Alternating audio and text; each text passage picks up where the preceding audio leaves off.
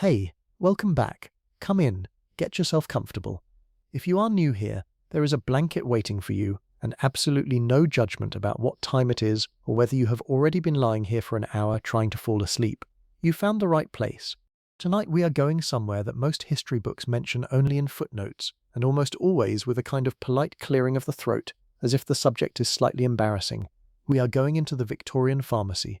We are going to look at what was on those shelves, what was sold across those gleaming mahogany counters, what ordinary respectable women carried home in paper parcels and small glass bottles and considered as natural a part of their medicine cabinet as we consider aspirin today.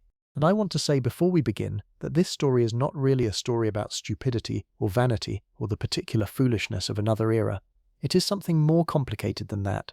It is a story about knowledge and its limits, about the way beauty and medicine and social pressure and commerce have always tangled together into something that is very hard to see clearly from the inside. The people in this story were intelligent, they were observant. They were doing exactly what the world around them told them was correct and good and modern. The substances were the problem, not the people. But before we go any further, pull the blanket a little closer if you need it.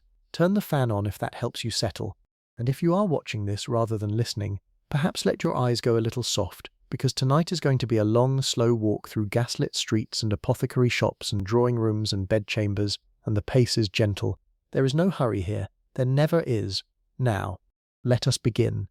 Picture London in the year 1870. Not the London of postcards or Christmas cards, not the picturesque foggy city of romantic imagination, though the fog is real and it is in your lungs the moment you step outside. The fog in 1870 is not romantic. It is coal smoke and river mist and the accumulated exhalations of 2.5 million people living closer together than any city in the history of the world had yet managed, and it sits on the skin and the hair and the back of the throat in a way that the people living through it have simply stopped noticing because it has always been there. The streets are loud with a particular combination of sounds that will not exist in exactly this form ever again. Iron-shod wheels on cobblestones, the clop of horses, the cries of street sellers, the distant bell of a church marking the quarter hour. The air smells of coal and horse and the faint sweet rot of the river at low tide, and something else, something harder to name, a kind of chemical sharpness from the dozens of small manufactories that line the edges of the city. You are walking down a respectable shopping street. Not the grandeur of Regent Street, not the poverty of the East End, somewhere in between. The kind of street where a middle-class family might live and shop and manage their lives with a reasonable degree of dignity. There are drapers' shops here, their windows full of dark fabric, a milliner with a display of hats under glass, a grocer, a haberdasher, a printer. And there, between a stationer and a confectioner, the apothecary. Its window is a marvel. Really, stop for a moment and look at it, because this window is telling you something about what the Victorian world believed. There are great glass carboys, those enormous decorative bottles that apothecaries traditionally displayed in their windows, filled with brilliant liquid in cobalt and crimson and amber, catching the gaslight and throwing coloured shadows across the pavement. Below them, arranged with great care, are smaller bottles and jars with handwritten labels, gilt-edged cards announcing various preparations, a small card in neat copperplate advertising something called Dr. Mackenzie's Improved Harmless Arsenical Complexion Wafers. Harmless. That word is there in the name. Harmless. We will come back to that. Step inside. The apothecary smells of dried herbs and camphor and something faintly sweet and chemical that you cannot identify, and the pharmacist behind the counter is a respectable man, a man of some learning, a man who has served an apprenticeship and passed examinations, and who genuinely believes that what he is selling is medicine, because in 1870 the line between medicine and poison is drawn in very different places than it is today. Bismuth for the complexion, mercury compounds for various ailments, arsenic in multiple preparations, laudanum, which is opium dissolved in alcohol, sold in quantities that would make a modern toxicologist faint, sold for everything from headaches to teething babies to what was then called nervous prostration, which seems to have meant anything from genuine anxiety to simple exhaustion to grief to the general feeling that life is a great deal, all of it available, all of it considered reasonable, all of it wrapped in paper or sealed in glass and carried home in a shopping basket alongside the tea and the writing paper. This is what we are going to spend our evening with, not just the substances themselves, though they are genuinely remarkable, but the world that made them possible, the social pressures that created the demand, the commerce that supplied it, the medicine that sometimes tried to stop it and often accidentally accelerated it, The women at the center of all of this, their faces, their fears, their quiet desperation, and their small rebellions, and their genuine suffering. And underneath all of that, the question that I find myself sitting with long after the specific facts have been absorbed: what does a society tell itself about what it is doing to the people inside it? The Victorian era had a very particular answer to that question, and it is worth understanding. But let us start further back than 1870, because this story does not begin in the Victorian pharmacy. It begins with what a face was supposed to mean. There is a painting in the National Gallery in London that you may have seen without thinking much about it. It was painted in 1865 by William Powell Frith, and it shows a woman at a dressing table, and the thing that strikes you about her is not the dress or the jewels or the elaborate setting, it is the skin. The skin is the white of old paper, the white of a lily just beginning to turn, the white of something that has not seen direct sunlight in a very long time. The skin is the entire point of the painting. The skin is the woman's achievement. Victorian ideals of feminine beauty were, to put this plainly, extremely narrow and in many cases physiologically dangerous to pursue. The ideal complexion was pale, almost bloodlessly pale, smooth, clear, entirely without the marks that ordinary human existence leaves on a human face. No freckles, no tan lines, no redness from cold or exertion, no visible pores, no evidence whatsoever that the woman possessed a body that worked and moved and sweated and aged. The skin was supposed to communicate that the woman was, above all, not working, not outdoors, not using her body as an instrument of labor. She was, to borrow the phrase that the Victorians themselves used with no apparent irony, a creature of the parlour. And you might say, well, surely that standard existed in many eras. Surely paleness has always been the beauty ideal for European women, and you would not be wrong. But the Victorian era had something that previous centuries lacked, which was industrial-scale commerce. It had railways moving goods across the country at speeds that had previously been impossible. It had a rapidly expanding middle class with disposable income and aspirations. It had an entirely new kind of publication, the Women's Magazine, which by the 1860s was producing its advice columns and beauty advertisements in the tens of thousands of copies. And it had chemistry. The 19th century was the age of chemistry in a way that previous centuries simply had not been. New compounds were being discovered and synthesized with extraordinary speed. The understanding of what substances could do to the human body was advancing rapidly in some directions and lagging catastrophically in others. Chemists understood that arsenic could kill you in large doses. What they were much slower to understand, or perhaps more precisely, much slower to care about, was what arsenic could do to you in small doses, administered regularly, over time. The Victorians were very good at thinking about dramatic poisonings. They were much less good at thinking about chronic exposure. Now, I want to be careful here, because when I say the Victorians, I am flattening a period of about 60 years and a society of enormous diversity and contradiction into something that sounds like a single person with a single opinion, and that is never quite right. There were Victorian physicians who screamed from the rooftops about the dangers of arsenic in cosmetics. There were Victorian women who wrote acidly about the absurdity of ruining your health to achieve a complexion that only looks good in candlelight anyway. There were Victorian reformers who campaigned against the cosmetic industry with the same energy they brought to campaigns against child labour and adulterated food. But the products kept selling. That is the thing that keeps me up at night, metaphorically speaking. The warnings existed, the evidence existed, the products kept selling, because the social pressure to possess that complexion, that bloodless, perfect, untouched by experience complexion, was not something that a medical warning could easily compete with. Let me tell you about arsenic properly, because I want you to understand what this substance actually is before we talk about women putting it on their faces. Arsenic is an element, number 33 on the periodic table, a metalloid that occurs naturally in the Earth's crust and has been known to human beings for thousands of years. The ancient Greeks knew about it. Medieval poisoners knew about it with particular intimacy. The Borgias, if the historical accounts are to be believed, were quite well acquainted with it. It had been called inheritance powder in Renaissance Italy because of its usefulness to people who wanted to inherit things from relatives who were inconveniently still alive. It is extraordinarily effective as a poison because it interferes with cellular energy production. The cells that need energy most urgently are the ones in the gut, the heart, and the nervous system, which is why arsenic poisoning produces the combination of gastrointestinal catastrophe and neurological collapse that it does. In large doses, it kills within days. But here is the thing that made arsenic simultaneously so dangerous and so appealing in the Victorian context. In small doses, it produces effects that look, in the short term, like health improvements.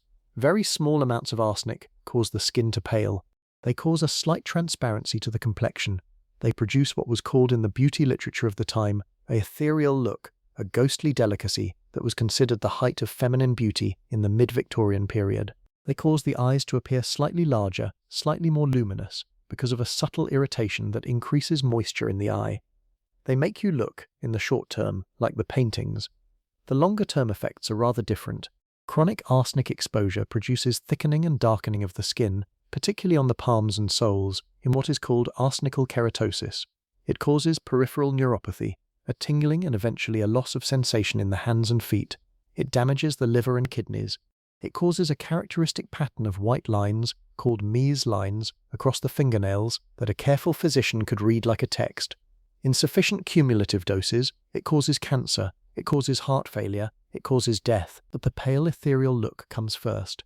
And in a social world that rewards you very specifically for having that look, the pale ethereal look is what you notice. Dr.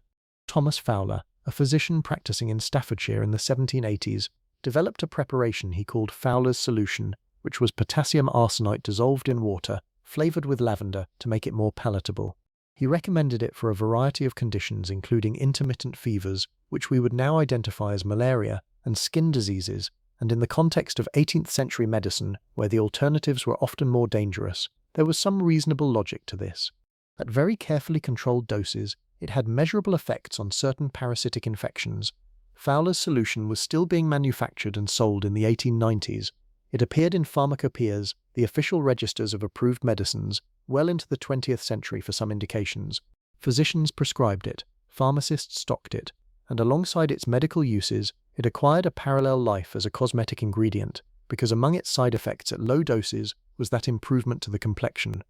The leap from a physician's preparation for fevers to a beauty product was not as large as it might seem, because in the Victorian era, the boundary between medicine and cosmetics was genuinely porous.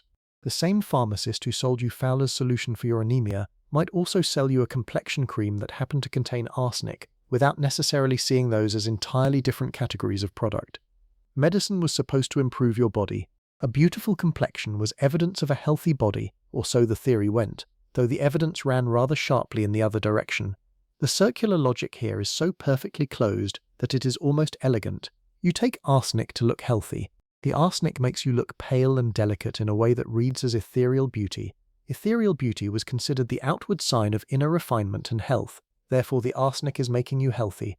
The fact that you are simultaneously experiencing tingling in your fingers and an intermittent cough is, perhaps, unrelated.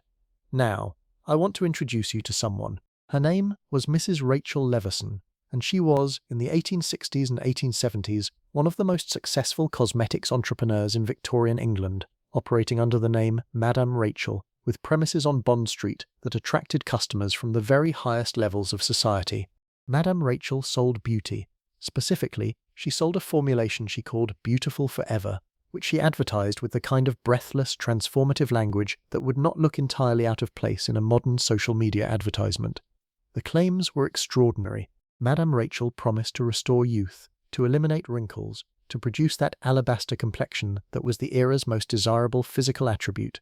She charged extraordinary prices, reportedly over £100 for some treatments, at a time when a skilled tradesman might earn £1 a week. She attracted aristocratic clients. She attracted society women desperate for the thing she claimed to sell. The actual contents of Beautiful Forever were never fully disclosed, which is itself instructive. What analysis of period preparations has suggested, and what court documents from Madame Rachel's later fraud trial hint at, is that her preparations contained compounds including bran and hydrated aluminium silicate, which is a type of white clay, and possibly various other astringents and bleaching agents. Whether they actually contained arsenic in significant quantities is disputed by historians. What is not disputed is that Madame Rachel's clients paid extraordinary sums of money for them and believed, deeply and sincerely, that they were being improved. Madame Rachel was eventually prosecuted twice, not for the contents of her cosmetics, but for fraud of a more conventional kind, specifically for obtaining money from clients by false pretenses. She died in Woking Prison in 1880. Her Bond Street shop was famous enough that when it closed, the Times noted the occasion. The story of Madame Rachel is not a story about one eccentric criminal. It is a story about a market. The demand for what she was selling was real, it was vast, and it was created by forces entirely beyond her control or anyone else's. She found the market. She did not create it. The market had been created by decades of magazines and paintings and social expectations and the particular cruelty that women of every era have known, which is that your face is being evaluated constantly and the standards are always slightly out of reach. Let us talk about the magazines, because they are so central to this story that I think we cannot understand the cosmetics market without them. The Victorian women's magazine was a genuinely new phenomenon in the social landscape. The first magazines specifically aimed at female readers began appearing in England in the 1690s, but it was the 19th century that produced them in truly industrial quantities.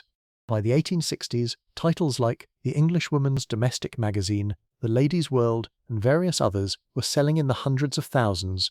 They contained fiction, advice on household management, letters, poetry, fashion plates, and, crucially, beauty columns.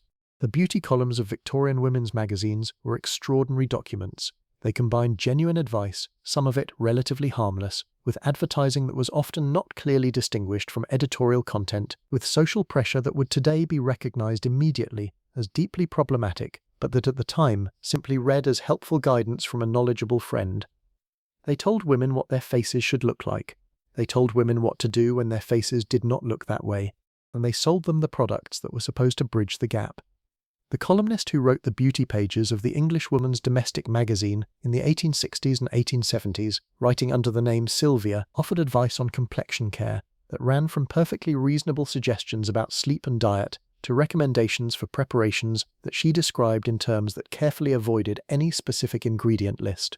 She recommended that readers apply certain preparations to the skin at night and wash them off in the morning, preparations that she described as entirely safe and whose harmless nature she assured her readers she had personally verified. The logic of the beauty column was always the same.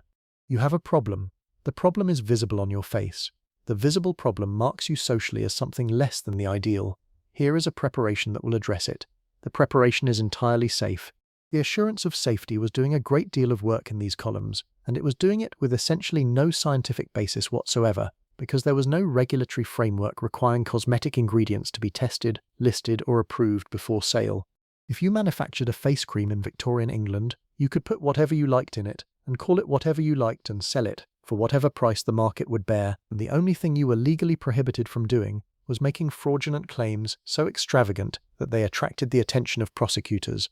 The Pharmacy Act of 1868 did require that arsenic be labelled as a poison when sold in certain quantities and concentrations, but there were important exceptions, and cosmetic preparations occupied a grey area that manufacturers were quick to exploit. If the arsenic in your complexion wafer was diluted enough, if you described it as a medicinal preparation rather than a cosmetic, if you had a physician's name attached to it somewhere in the advertising, the legal requirements became considerably less stringent. Dr. Mackenzie's improved harmless arsenical complexion wafers. The harmless is in the name. The word harmless appears in the name of a preparation containing arsenic. I want to sit with that for a moment because I find it genuinely remarkable. The manufacturer was not hiding the arsenic. The arsenic was the selling point. The arsenic was what was supposed to make the complexion pale and clear and beautiful. And the word harmless was there to address the obvious concern, which is that arsenic was widely known to be a poison. The name was doing a sort of preemptive persuasion. Yes, this contains arsenic. Yes, you know arsenic is a poison. But this arsenic is different. This arsenic is harmless. The claim was made with perfect confidence and absolutely no supporting evidence, and it worked. Let me give you a sense of the scale of the arsenical cosmetics trade in the second half of the 19th century, because the temptation is to imagine that this was a fringe phenomenon, a few desperate or peculiar women doing something obviously inadvisable. It was not. Arsenical complexion wafers, arsenic soaps, arsenic beauty lotions, and cosmetic preparations containing various arsenic compounds were widely manufactured, widely advertised, and widely sold across Britain, Europe, and America throughout the 1860s, 1870s, and 1880s. Researchers studying newspaper archives from this period have found advertisements for arsenical beauty preparations in dozens of publications, from fashionable London society papers to provincial newspapers in small English towns to American magazines and newspapers as far as the Midwest. This was a mainstream commercial product with mainstream commercial distribution. The women buying these products were not, for the most part, women at the absolute margins of society. They were middle-class women, women of the respectable classes, women who were managing households and attending church and making morning calls with calling cards and changing their dresses 3 times a day in accordance with the social requirements of their position. They were doing exactly what every piece of cultural messaging around them was telling them to do, which was to attend to their appearance with diligence and to purchase the most effective preparations available. Attending to your appearance in the Victorian era was not vanity, or rather, it was not framed as vanity by the culture that required it. It was a duty. A married woman who let her complexion coarsen, who allowed the markers of class and respectability to fade from her face, who ceased to present the visual evidence of her social position, was failing at something. Not a trivial social convention, but a genuine obligation. The husband had a right, the etiquette books suggested, to a wife whose appearance reflected well upon him. The household had a right to a mistress who presented herself appropriately. The street had a right to a neighbour who kept up appearances. In this context, buying arsenic complexion wafers was not reckless. It was responsible. It was attending to your duties. The fact that the preparations might be quietly destroying your health was not something the culture was set up to help you notice. Now I want to take you somewhere more specific. Not the pharmacy window and not the magazine column, but a real room, a real evening, the kind of evening that these preparations existed to serve. It is 1872, and there is a woman I want you to meet, though she is composite rather than individual, assembled from the diaries and letters and household accounts of a dozen different women whose words have survived and who collectively represent a world that was very real. Let us call her Mrs. Eleanor Whitmore. She is 34 years old. She lives in a house in Kensington with her husband, who is a solicitor, and her 3 children, who are 8, 6 and 3. The house is a good house, one of the new terraces with a proper drawing room and a morning room and a servant's bell system that reaches every room of the upper floors. They keep 2 servants, a cook and a parlour-maid, which is the lower end of respectability for their position, and Eleanor manages the household accounts with careful precision because the income is comfortable but not infinite. Eleanor's day is more complex than you might imagine if you think of Victorian middle-class women as women of leisure. She is up by 7. She supervises the children's breakfast, consults with the cook on the day's menu, writes letters in the morning room until 11, makes calls in the afternoon, is home for tea, oversees the children's dinner and lessons, dresses for her own dinner with her husband at 7, and is rarely in bed before 11. She does not, on most evenings, have a great deal of time to herself, but there is a ritual, somewhere in the sequence of the evening, that is hers. After the children are settled, and before she dresses for dinner, there are perhaps 30 minutes, perhaps 40, when she sits at her dressing table in the lamplight and attends to her face. The dressing table in 1872 is a significant piece of furniture.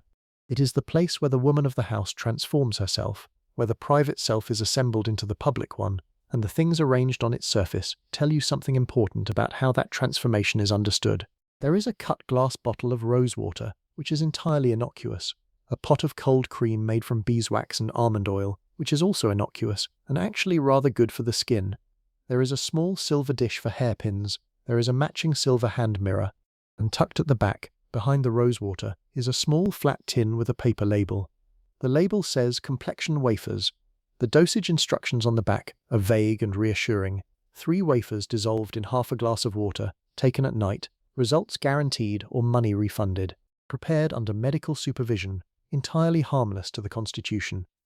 Eleanor dissolves 3 wafers as instructed. She has been doing this for 4 months. She started after a visit to her mother, during which her mother commented that she looked tired, and Eleanor had spent the following week noticing in every mirror that her mother was not wrong, and tracing the tiredness to a slight loss of colour in her complexion, a slight coarsening of the skin at her jaw and forehead, and a general sense that the face looking back at her from the glass was not quite the face she wanted to present to the world. A friend had mentioned the wafers, several friends actually. They were well regarded among women of her acquaintance. One friend had been using them for over a year, and her complexion was famously good. The results for Eleanor had been subtle but real. In the lamplight of the drawing room, her skin did look clearer. Her husband had said nothing specific, but he had looked at her more attentively on 2 or 3 occasions, which she interpreted as approval. At the last dinner party they had attended, Mrs. Hartley had commented on how well Eleanor was looking, how well she was looking. This is worth noting, because Eleanor does not feel entirely well. She has had some tingling in her hands lately that she has attributed to the cold. She has had some digestive difficulty that she assumed was related to the change in her diet, because the cook had recently been using a different variety of flour. She is somewhat more fatigued than usual, but she is also somewhat more busy than usual, and the fatigue has a reasonable explanation available to it. She has not connected any of this to the wafers. The wafers are harmless. It says so on the tin. When I tell you this story, I want you to feel its texture rather than simply its horror, because the horror is the easy part, and the texture is the more important thing. Eleanor is not gullible. She is not irrational. She is a woman of reasonable intelligence, navigating an environment that has constructed very efficient mechanisms for separating her from critical information about the things she is being sold. She has no way to know what is in the wafers beyond what the label tells her, because the label does not accurately list ingredients. She has no regulatory body to consult. She has no scientific literature available to her in any form she could access or understand. Her doctor, a perfectly well-meaning general practitioner in Kensington, uses arsenical preparations in his practice for certain conditions, which gives arsenic an air of medical legitimacy. Her friends use the wafers. The magazine she reads recommends similar preparations. Every system of information available to her points in the same direction. Only her hands know something different, and her hands do not know the word arsenic. Now let us talk about the physician in this story, because the Victorian medical profession's relationship with arsenical preparations was genuinely complicated, and I think it deserves to be treated with some care rather than simply condemned from the comfortable distance of a century and a half. The physicians who prescribed Fowler's solution, or who used arsenical preparations in dermatology, were not simply careless or corrupt.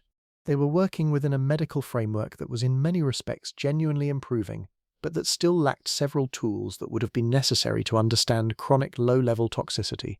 The science of pharmacokinetics, the study of how drugs move through and are processed by the body over time, was in its earliest infancy.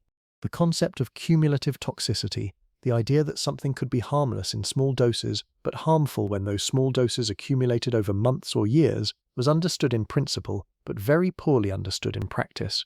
There were no blood tests. There were no means of measuring arsenic levels in a patient's tissue. The diagnostic tools available to a Victorian physician looking at a patient with tingling hands and intermittent digestive trouble were simply not fine enough to distinguish arsenic poisoning from about a dozen other conditions. What Victorian medicine was quite good at was dramatic acute presentations. A patient who ate a dose of arsenic large enough to cause acute poisoning produced symptoms that were recognizable and documented.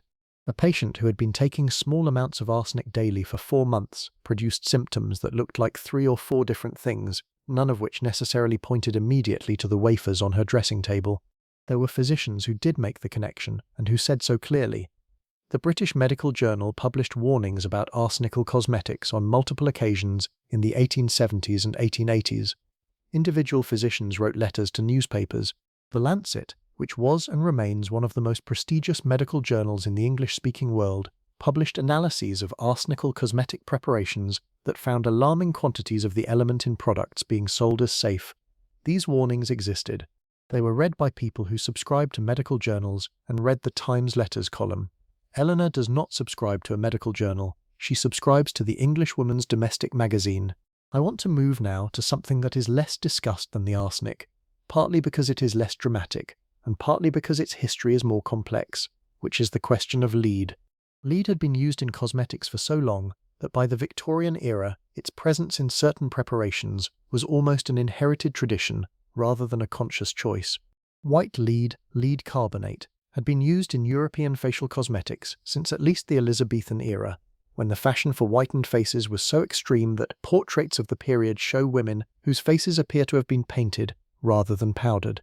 Queen Elizabeth I is often cited as a notable user of cerise, the white lead face paint of the 16th century, and while the specific historical details of her cosmetic practices are disputed, the general use of lead-based face preparations among fashionable women of the period is very well documented.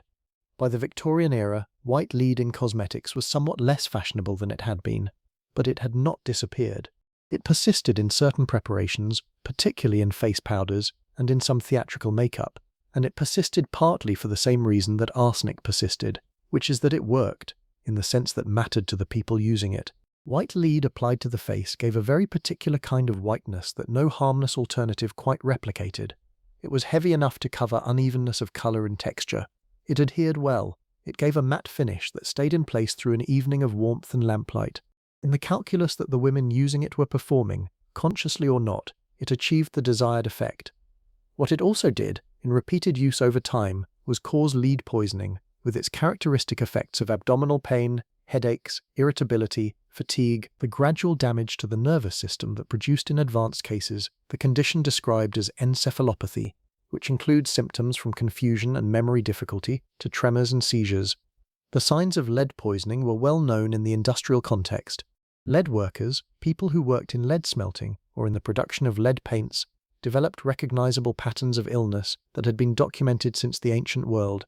What was less well connected, in the Victorian era, was the low-level chronic exposure that came from putting lead on your face a few times a week.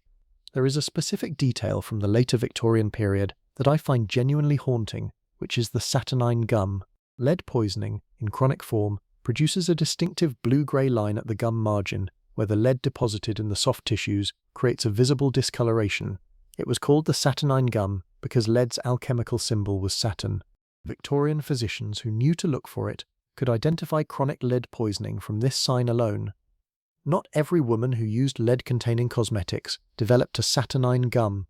The exposure varied enormously by product, by frequency of use, by individual physiology, but it is documented in the medical literature of the period, in case studies of women presented for other complaints, in whom the careful physician found the telltale line and asked, in a delicate way, about their cosmetic practices.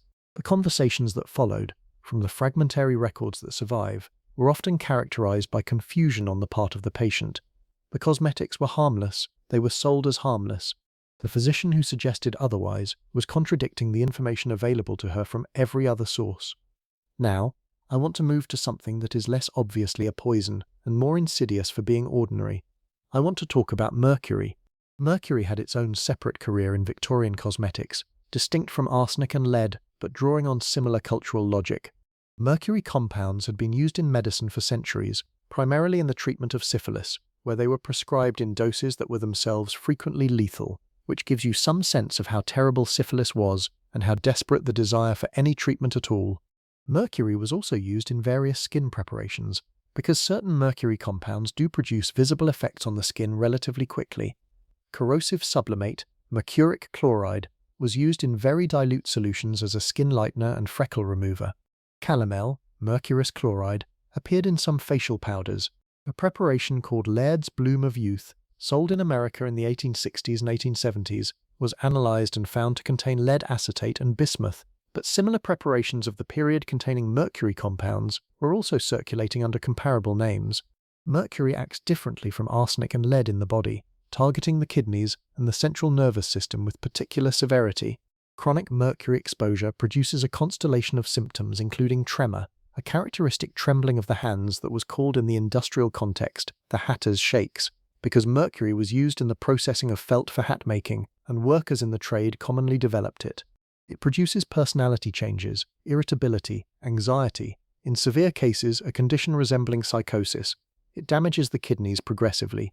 There is very limited direct documentation connecting Victorian women's cosmetics specifically to mercury poisoning in the way there is documentation for arsenic, partly because the mercury compounds used in cosmetics were generally less concentrated than those used in medical treatments, and partly because the symptoms overlap with enough other conditions that attribution was difficult. But the compounds were in the products. What happened to the women using them over long periods is something we can estimate rather than prove with specificity. The historian Nellie Udshawn and others who have examined the history of cosmetics regulation have noted that the systematic testing of cosmetics for safety was almost entirely absent until the 20th century, and that the commercial logic of the Victorian cosmetics trade was not structured in any way to produce it. You could not ask a manufacturer to test whether their product caused harm over time, when the manufacturer had no financial incentive to fund such research and no legal requirement to do so, and when the scientific tools to conduct such research in any rigorous way were not yet fully developed. The consumer was the testing mechanism. Her face was the laboratory. I want to take a step back now, because I think the story I have been telling risks becoming something that it shouldn't be, which is a simple story about victims. The women in this story were not simply victims.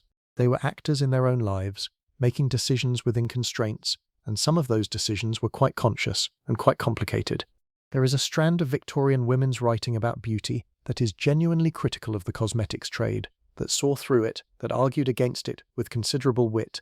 The novelist Eliza Lynn Linton, who was a controversial figure in her own right, wrote in 1868 a piece about what she called the fast woman, and while her targets were often unfair and her politics were deeply conservative, she included in her criticisms a sharp observation about women who poisoned themselves for the sake of an appearance and the absurdity of a culture that created the demand for such self-destruction.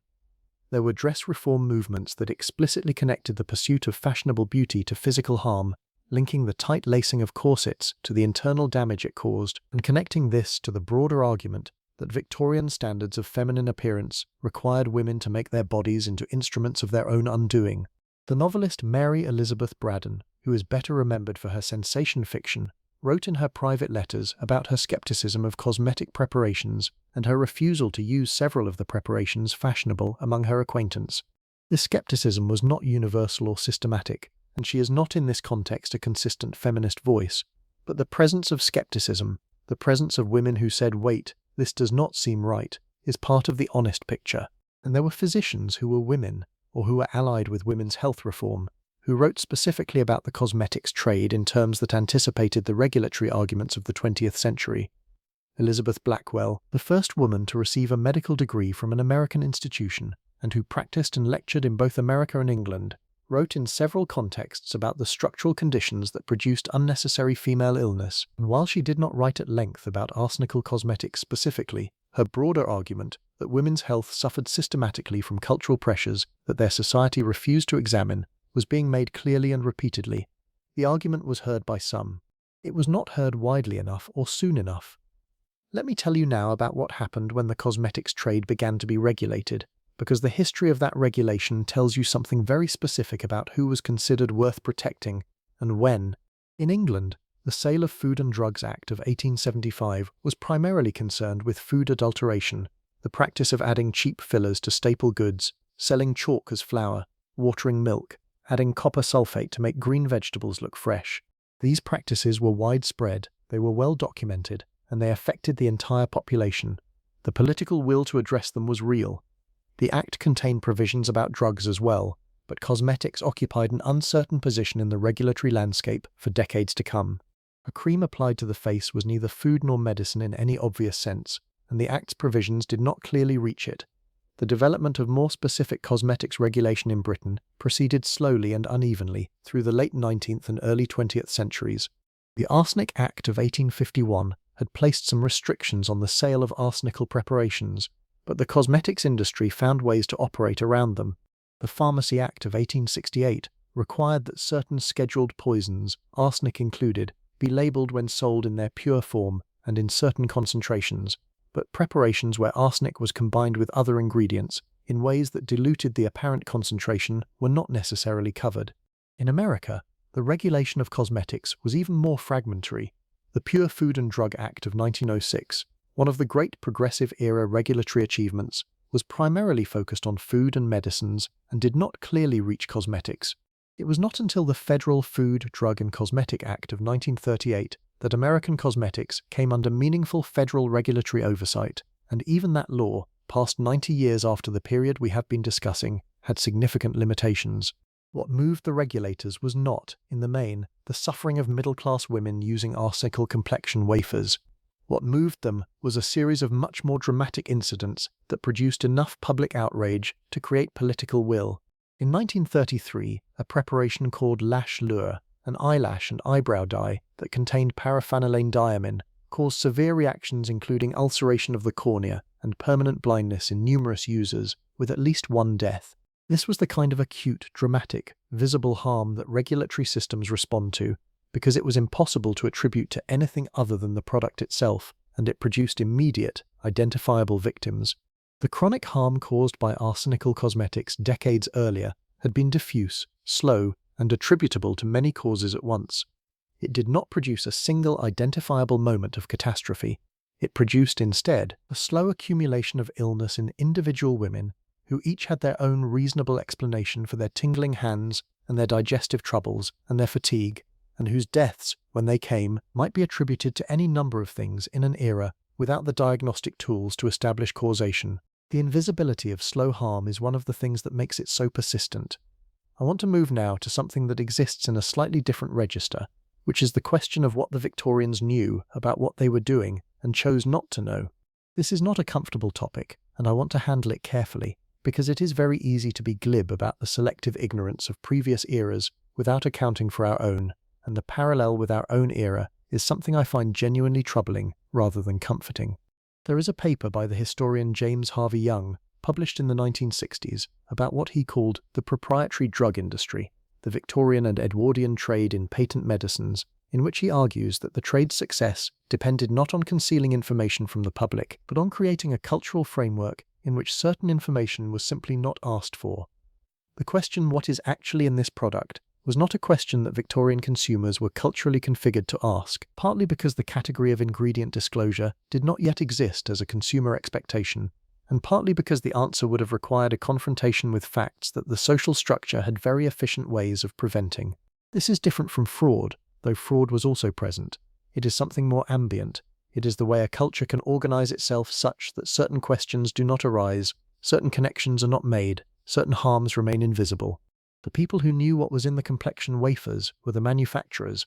The people who might have tested what was in them and published the results were the analytical chemists of the period. And some of them did exactly that, publishing analyses in the Lancet and the British Medical Journal that found arsenic and lead in preparations being sold as harmless. These analyses existed, but the Lancet is not the Englishwoman's domestic magazine. The analysis exists in one publication, the reassuring advertisement exists in the other. The woman standing in the pharmacy with her purse open has much easier access to the advertisement than to the analysis. The flow of information in the Victorian era was not organised to protect consumers, it was organised to serve commerce. And commerce had every incentive to maintain the belief that its products were harmless, and every incentive to obscure information that complicated that belief. This is not unique to the Victorian era. It is not even unique to cosmetics. But the Victorian cosmetics industry is a particularly clear example of it, perhaps because the products were so specific, the harm was so documentable in retrospect, and the social pressures that created the demand were so explicitly gendered. Let me tell you about Belgium, because there is a story from Belgium in the 1850s that is so specific and so well documented that it serves as something like a fixed point around which the rest of this story can orient itself. The Styrian peasants of Austria and related populations in other parts of Central Europe had developed a practice of eating arsenic deliberately and regularly. The Styrians, as they were called in the British medical literature of the period, were reported to eat arsenic in quantities that would have been acutely fatal to someone unused to it, and to have developed sufficient tolerance through gradual accumulation that they could consume doses that would kill an ordinary person. They reportedly did this because they believed it made them hardy, healthy, and attractive, giving them clear complexions and endurance in physical exertion. The British and American medical press in the 1850s and 1860s was fascinated by this report.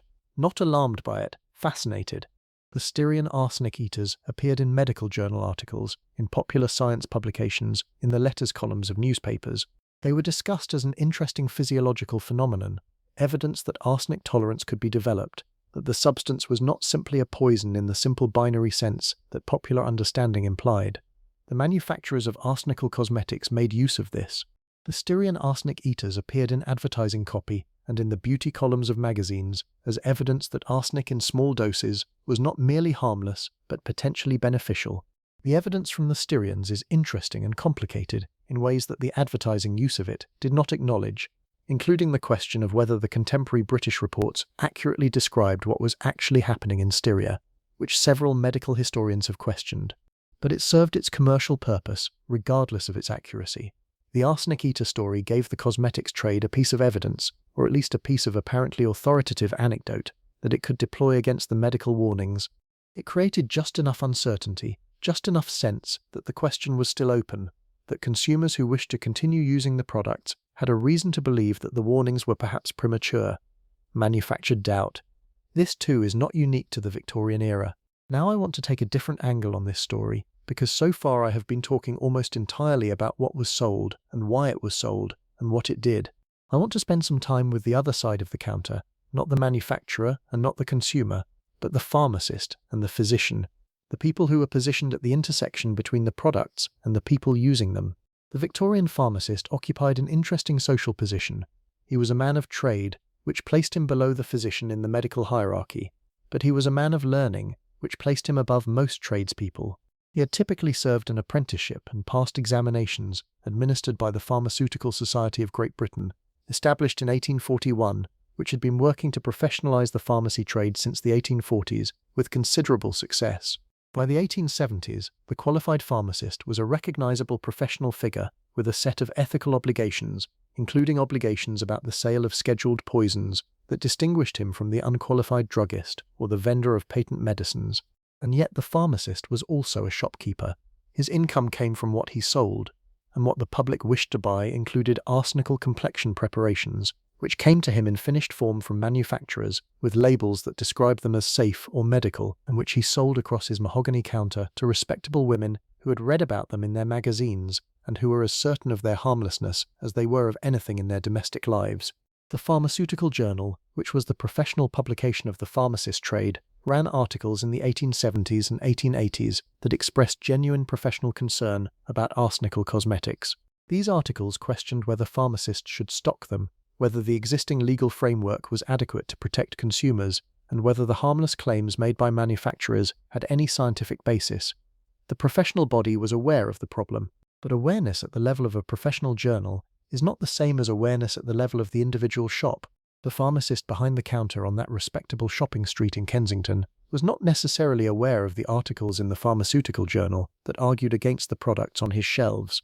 And even if he was, the social dynamic of the counter transaction was not set up to produce a conversation in which he questioned the choices of a middle-class woman who came in knowing what she wanted. Victorian commercial culture had very clear norms about the relationship between a shopkeeper and a customer of higher social standing. The customer was always right, not in the contemporary performative sense, but in the sense that challenging or questioning a lady's purchase was not within the shopkeeper's social mandate. He could note, if legally required, that the preparation contained a scheduled poison. He could not, in any socially acceptable way, look across his counter at Mrs. Eleanor Whitmore and say, "I am concerned about what you are buying." The physician was somewhat more empowered to have that conversation, but faced a different set of constraints. The Victorian physician who examined a female patient and found signs consistent with chronic arsenic exposure was in a genuinely delicate position. The evidence was rarely definitive. The symptoms could have other explanations. Raising the possibility that the patient's illness was caused by her cosmetics required, first, knowing what was in her cosmetics, which the physician could not easily verify, and second, implicitly accusing her of a form of vanity that the culture regarded as a feminine failing, which would have been both paternalistic and likely to end the therapeutic relationship. There is a pattern in the case literature from the period of physicians who made the connection but framed their conclusions very carefully, attributing symptoms to unidentified environmental or constitutional causes, advising rest and fresh air, and a change of diet, noting in the case notes that the patient was in the habit of using certain unspecified preparations, but declining to make this the central diagnosis. This is not cowardice, exactly. It is a very human response to the constraints of a social position in which directness would cause its own kind of harm. It is also, in its aggregate effect, a continuation of the silence that allowed the harm to continue. Let me tell you about hair dye, because the Victorian relationship with hair dye deserves its own moment in this story, and it is slightly different in character from the complexion preparations. Victorian culture was deeply ambivalent about hair dye in a way that it was not about complexion creams.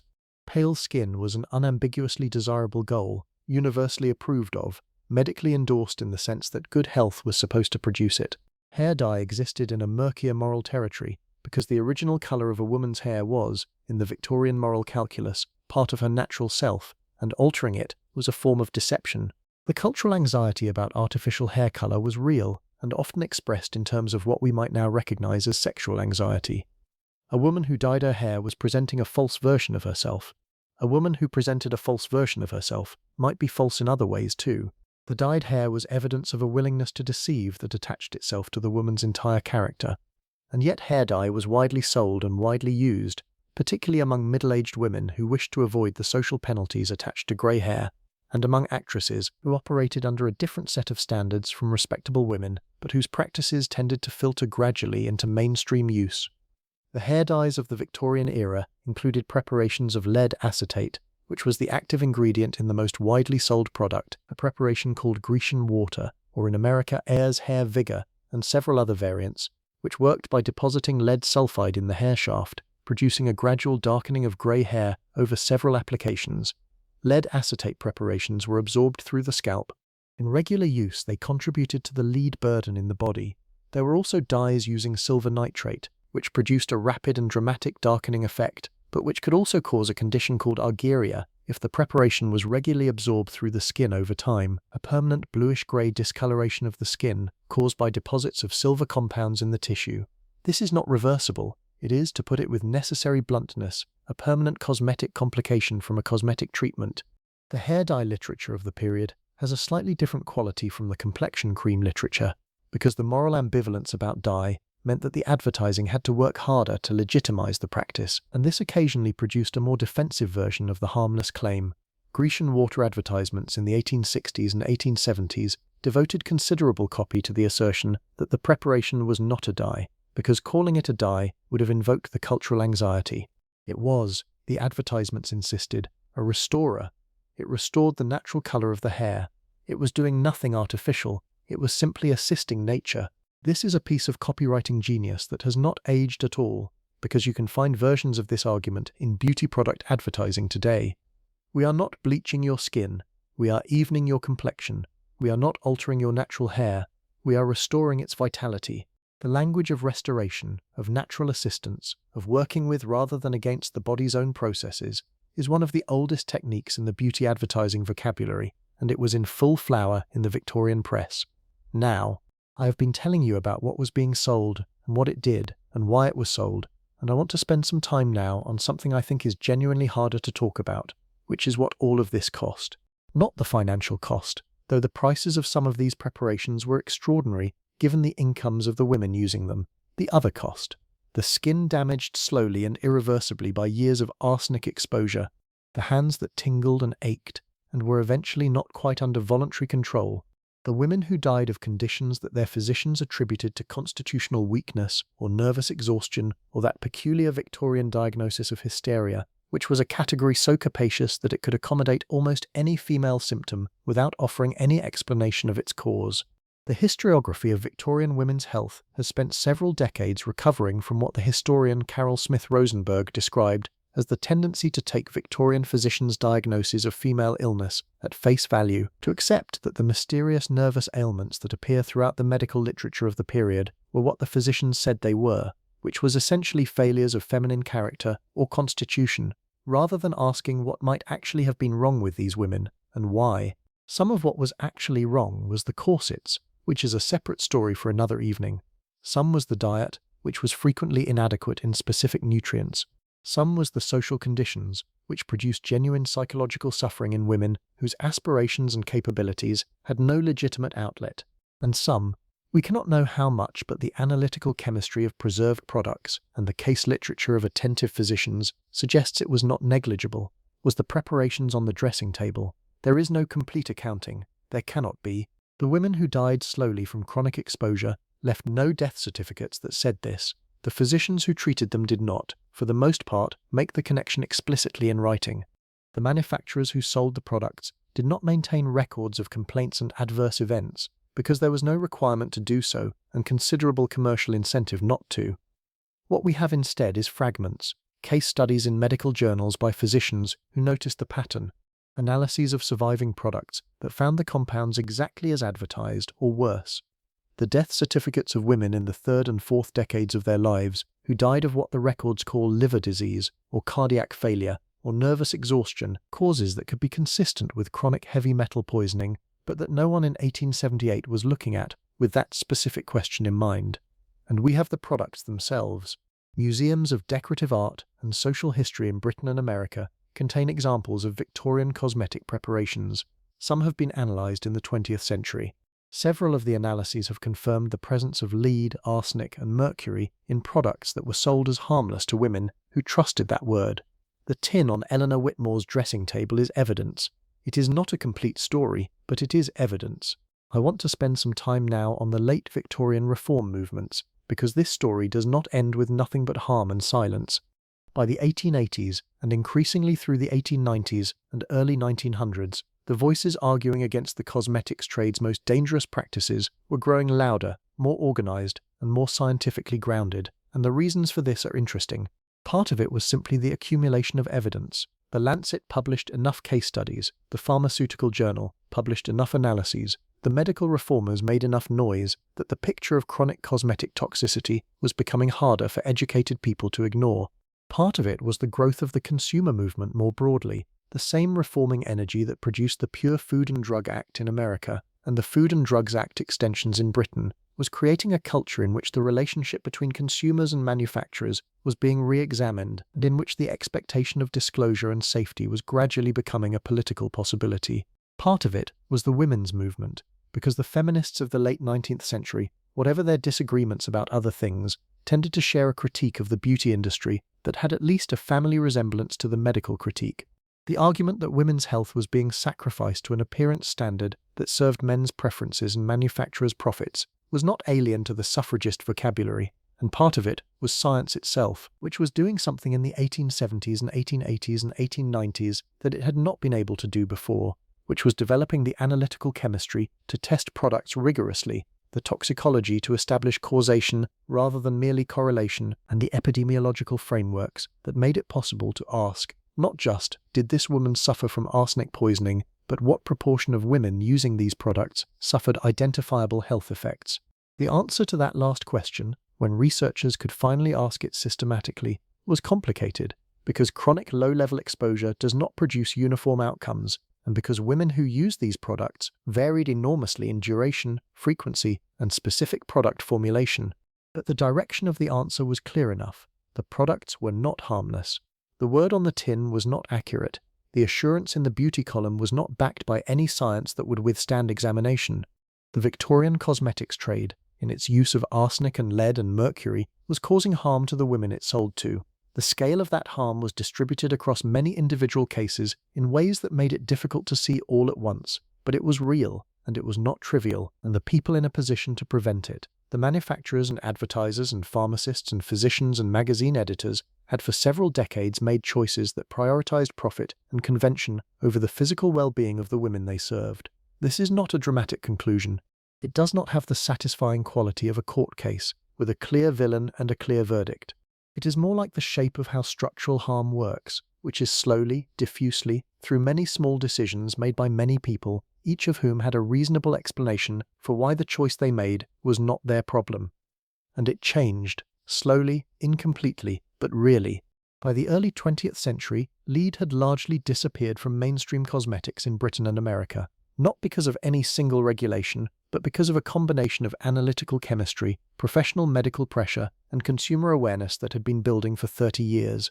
Arsenic in cosmetics became increasingly rare. Mercury persisted in some skin-lightening preparations for longer than any reasonable person could justify, and in fact persists in illegal and underground cosmetics in some markets even today, which is its own contemporary horror story.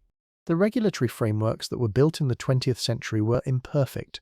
They remain imperfect. The consumer testing of cosmetic ingredients for long-term safety is still not as rigorous as most toxicologists would wish. There are substances in products on pharmacy shelves right now whose long-term effects are not fully understood. The basic dynamic that allowed the Victorian cosmetics trade to operate as it did, which is the asymmetry between what manufacturers know about their products and what consumers can access, has been partially, but not fully resolved. I say this not to be alarmist, because the specific horror of arsenical complexion wafers does belong to the past, and I do not want to manufacture a false equivalence between the Victorian situation and ours. We have regulatory frameworks the Victorians did not. We have ingredient disclosure requirements they did not. We have analytical chemistry and toxicology and epidemiology that can, when properly funded and properly motivated, identify harm that the Victorian era was structurally unable to see. But the basic human dynamic that made the market possible in the first place, the desire for a specific appearance, the social pressure to achieve it, the willingness of commerce to supply whatever the market demanded without asking too hard about consequences, the tendency of information flow to be shaped by who funds it and who benefits from it. These are not Victorian problems. These are persistent human problems that each era addresses imperfectly. The women who bought the complexion wafers were not foolish. They were people. Let me bring you back to that lamplit room in Kensington one more time, because I want to end the historical part of this story with Eleanor Whitmore rather than with a regulatory timeline. It is a Tuesday evening in November, 1872. The gas lamps are lit in the street below, and their light comes through the window and mixes with the lamp on Eleanor's dressing table to produce the particular quality of illumination that Victorian evenings had, warm and soft and not quite sufficient, requiring the eye to work slightly harder than it wants to. Eleanor has been using the complexion wafers for 4 months. In the mirror she looks, she believes, somewhat better than she did in July. The skin is clearer, or seems so in this light. Her husband commented favourably at a dinner party 2 weeks ago, or she believes that is what his look meant. The tingling in her hands comes and goes. She has mentioned it to no one. She dissolves 3 wafers in half a glass of water as instructed, drinks the somewhat bitter liquid with a small internal gesture of resignation at the taste, and sets the tin back behind the rose water. She does not know what arsenic is doing inside her body. She has no means to know. The doctor she would consult if she thought something was seriously wrong would not, in all likelihood, be able to tell her. The magazine she reads has nothing in it that would help her understand. The pharmacist who sold her the tin said nothing more than was on the label. She picks up her hand mirror and looks at her face for a moment in the lamplight. She looks well, she thinks. She looks better than she did in July. She puts the mirror down. She calls for the housemaid to help her dress for dinner. Outside, the November fog is coming in off the Thames, wrapping itself around the gas lamps and turning them into soft orange spheres, and the street below is quiet in that particular way of a London evening, when the day's business is done and the evenings begin, and the gap between them holds, for just a moment, a particular kind of stillness. Eleanor does not know that she will stop using the wafers in 18 months, not because she connects them to the tingling or the fatigue, but because a friend will mention that she has read something in a women's journal, suggesting that preparations of that kind may not be entirely as claimed, and the 2 women will have an inconclusive conversation about it, over afternoon tea, that will leave Eleanor vaguely unsettled in a way she cannot articulate, and she will set the tin aside and not order another. The tingling will diminish over the following year. She will attribute its diminishment to improved weather and a change in diet. The connection will not be made, not by Eleanor, not by her physician, not by anyone who might have written it down in a way that would have reached the women still ordering their 4-month supply from the pharmacist on the other side of the city. Some of them will stop in the same inconclusive way Eleanor does. Some will continue for years. The record, such as it is, falls silent about most of them, which is precisely the problem. This is the shape of the story, not a single dramatic moment of revelation, not a villain's exposure and a hero's triumph, just the slow, expensive, ordinary business of a society learning what it was doing to itself and choosing, by increments, to stop. I want to say one more thing before I let this evening settle into quiet, because I have been sitting with this material for a long time, and there is something that I keep returning to that feels important to say honestly. The women in this story were not defined by the products they used. They were not simply victims of a cosmetics trade, any more than women today are simply defined by the advertisements that target them. Eleanor Whitmore, in her composite Victorian existence, was managing a household and raising children and navigating a social world of extraordinary complexity and maintaining friendships and reading novels and arguing with her husband and having opinions about the political events of her era, which in 1872 were considerable. The complexion wafers were one small element of one small part of her life, and the harm they caused was real, but it existed alongside everything else that made her human and individual and irreducible to any single narrative about her. What I find worth honouring in this story is the quality of attention it asks of us. It asks us to see that harm can be structural and diffuse, rather than dramatic and individual. It asks us to see that the absence of visible suffering is not the same as the absence of suffering. It asks us to see that the people harmed by a system were not required to understand the system that harmed them for the harm to be real. And it asks us to see that the question what is actually in this product, the question that the Victorian consumer was not culturally configured to ask, is still a question worth asking, not with anxiety, not with panic, but with the same calm, clear attention that we would want anyone to bring to the question of what is actually being done to us in the name of beauty. The Victorian pharmacy is closed now. The gaslit shopfront is dark. The complexion wafers are in museum collections and historical archives. The women who used them are gone, most without any record of what the preparations cost them. But the lamp on the dressing table is still burning, in whatever form lamps take, in whatever era you are reading this from, and the face in the mirror is still being evaluated by a world that has always had efficient mechanisms for making women uncertain about it. The specific chemistry has changed. The basic architecture of the thing has not changed entirely, and sitting with that, in the quiet of the evening, seems to me like the most honest note on which to rest. The story is not over in the sense of being finally and completely resolved, but for tonight, it is told. Let the November fog come in off whatever river you are near, real or imagined. Let the lamp burn low. Let the dressing table and the tin behind the rosewater and Eleanor's face in the mirror recede back into the particular darkness where the Victorian evening lives in historical memory, soft and specific, and finally at rest. There is something that happens when you spend a long time with a particular period of history, with its textures and its contradictions and its specific ways of being human, which is that the period starts to feel less like the past and more like a room you have been sitting in for a while. The furniture becomes familiar. You stop noticing the gaslight because you have been under it long enough, and then something catches your eye, some detail you had not looked at directly before, and the whole room rearranges itself around that detail, and you see it freshly again. That happened to me with this story when I started looking not at the most famous preparations, not at the arsenical wafers and the lead-face powders that dominate the historical narrative, but at the smaller, quieter, more ordinary chemistry that filled the Victorian dressing table alongside them, the things that were not spectacular enough to attract regulatory attention or medical outrage, the things that were simply there, unremarked upon, ingredients in a dozen preparations that every woman of a certain class used, without thinking, because they had always been there, because their mothers had used them, because the magazines commended them, because the pharmacists stocked them and did not seem concerned. These preparations deserve their own evening because their story says something slightly different from the arsenic story. It says something about the way familiarity becomes its own form of reassurance, about how the absence of drama around a substance can read, in the absence of other information, as evidence of safety. Let me tell you about bismuth. Bismuth is a heavy metal, element 83 on the periodic table, positioned in the periodic table close to lead and not entirely unlike it in some of its properties. In the 19th century it was used extensively in medicine, particularly in preparations for gastric complaints, where bismuth subnitrate and bismuth subcarbonate appeared in remedies for dyspepsia, diarrhea, and various other conditions of the digestive tract. These uses were not without some legitimate basis. Bismuth compounds do have mild antacid properties and some antimicrobial activity, and bismuth preparations in the gastrointestinal context were genuinely useful to some patients in ways that arsenical treatments rarely were. They also appeared in face powders. White bismuth subnitrate produced a fine, smooth, brilliantly white powder that adhered to the skin with a quality that contemporary users described as remarkable, giving a delicacy and evenness of finish that the alternative powders of the period could not match. It was considerably less obviously toxic than lead, which gave it a degree of medical respectability. Physicians sometimes recommended bismuth-based powders to patients with skin conditions. This recommendation, even when it was entirely appropriate in a clinical context, was used by manufacturers as a form of tacit medical endorsement for their general cosmetic products. The difficulty with bismuth in regular cosmetic use was not acute toxicity in the dramatic sense of arsenic. The difficulty was a specific and rather startling cosmetic complication.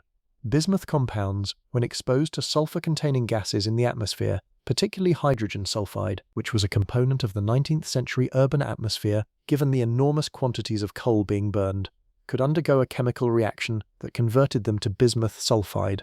Bismuth sulfide is black.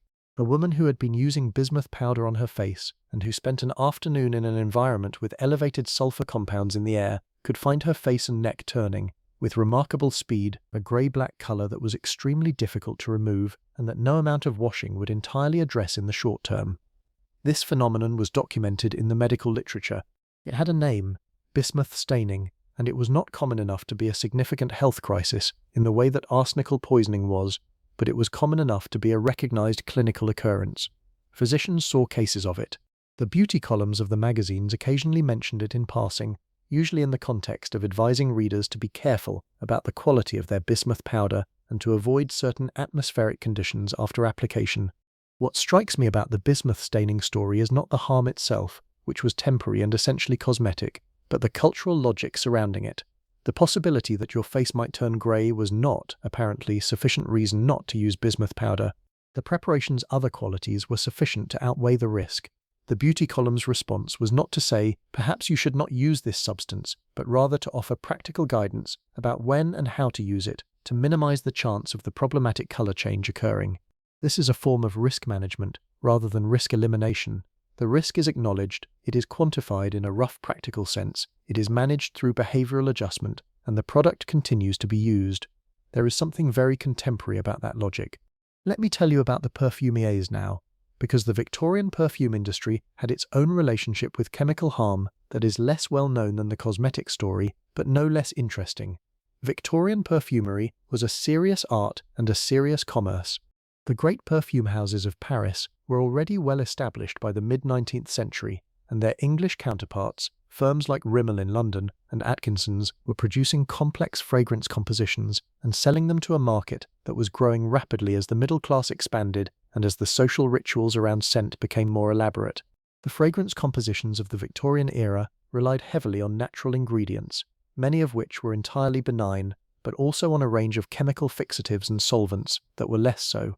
The process of extracting and concentrating natural fragrance compounds produced preparations that could include coumarin, obtained from tonka beans and also present in sweet clover, which caused liver damage in sufficient quantity. Oil of bergamot, used extensively in Victorian colonions and toilet waters, contains compounds now known as furanocoumarins, which are phototoxics, meaning they sensitize the skin to ultraviolet light and can cause blistering and pigmentation on skin exposed to sunlight after application. The bergamot phototoxicity story is particularly interesting because it was documented in a rough clinical way in the Victorian period without anyone fully understanding what was happening. Physicians noted that certain patients who used eau de cologne containing bergamot and then exposed themselves to sunlight developed unusual skin reactions, streaky brownish marks in patterns corresponding to where the cologne had been applied. The condition was described and given various names and attributed to various causes, and the connection to bergamot and UV light was not clearly established until the 20th century. There were women in the Victorian era who developed permanent pigmentation changes from their perfumes, not because the perfumes were adulterated or fraudulently made, but because the chemistry of fragrance production in the 19th century was not understood well enough to recognize a class of reactions that depends on UV exposure for activation. The harm was real. The knowledge to prevent it did not yet exist. This is a different category from the arsenic story, where the knowledge to prevent harm did exist, at least in fragmentary form, and was not adequately communicated or acted upon. The bergamot story is genuinely a story of the limits of 19th century chemistry rather than the suppression of inconvenient information. Both stories coexist in the same Victorian dressing table.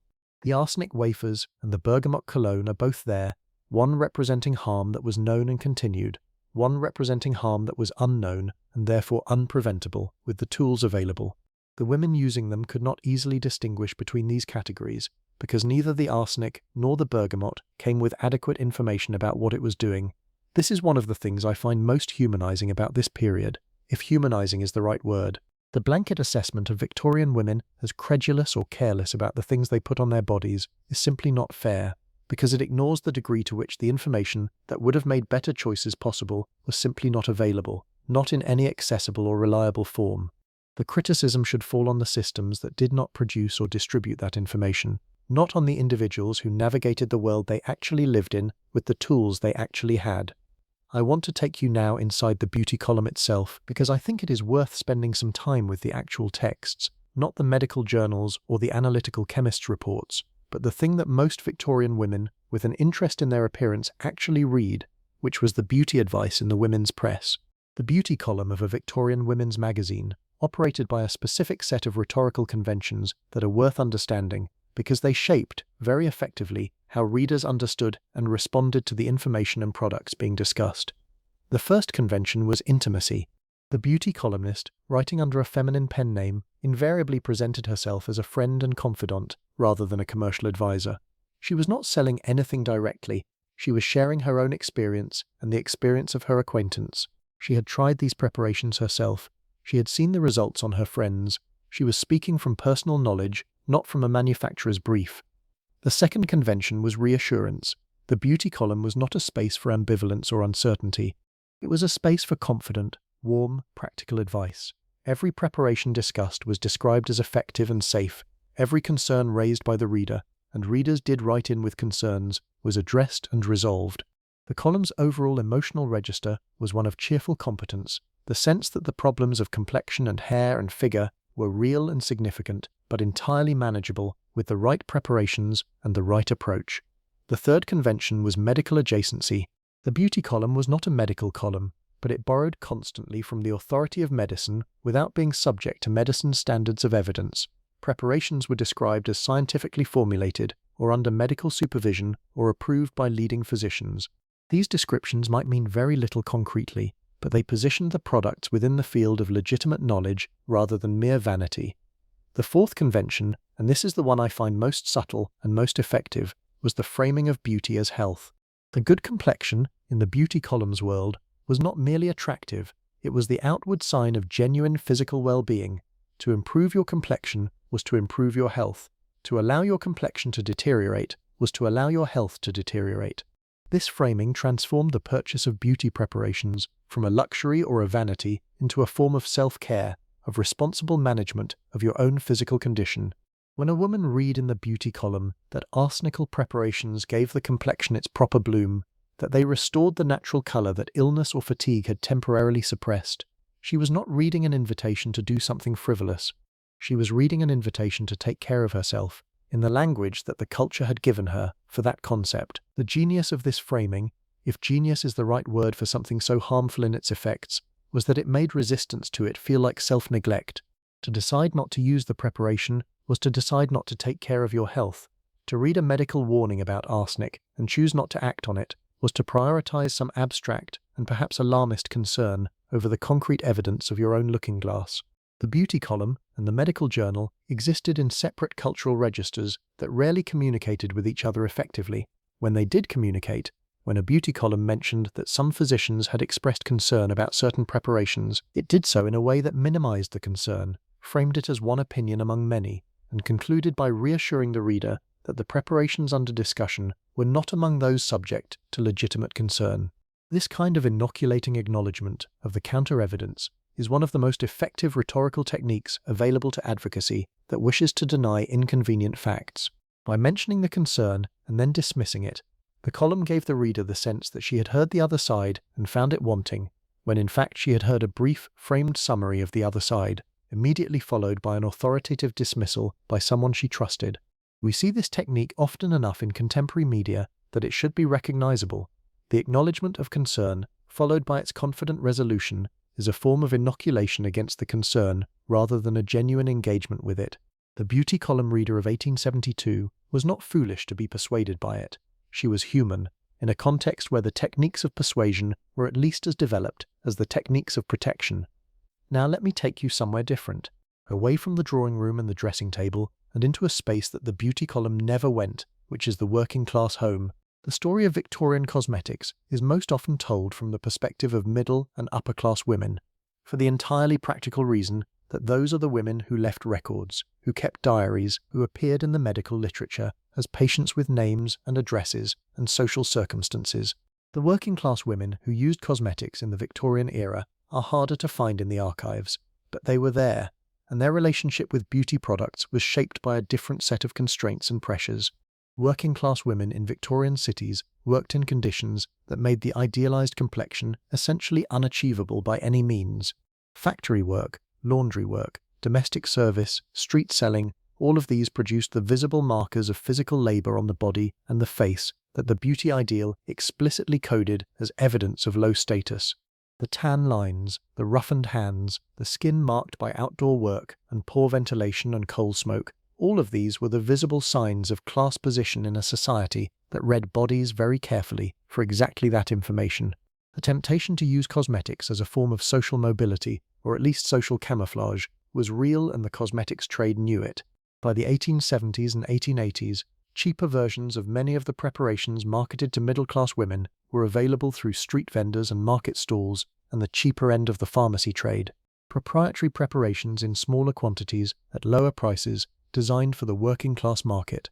These cheaper preparations were, if anything, more likely to contain problematic ingredients than the expensive ones, because the cheaper end of the market had less regulatory scrutiny and less consumer pressure for quality. The lead-based face powders and the arsenical preparations that were sold in the respectable pharmacies in diminished but still present concentrations appeared in the cheaper market in versions where the concentration might be higher and the labeling even less informative. A working-class woman in the East End of London in 1875, buying a face powder from a street market stall, did not have access to the pharmaceutical journal's concerns about lead content. She did not have a physician she could consult about the tingling in her hands. She did not have the social buffer of a household with servants and a supportive husband, and sufficient leisure to allow her the luxury of resting if her health suffered. If the powder damaged her skin or her health, she continued to work. If she became ill in ways that limited her ability to work, the consequences for her family were immediate and serious. The structural vulnerability of working-class women to the harms of the Victorian cosmetics trade was considerably greater than that of middle-class women, not because working-class women were more careless or less intelligent, but because the social safety net that might have cushioned the impact of those harms was thinner or non-existent. This dimension of the story is almost entirely absent from the contemporary medical and regulatory literature, which focused on the women who were its intended audience, which was to say, the respectable classes.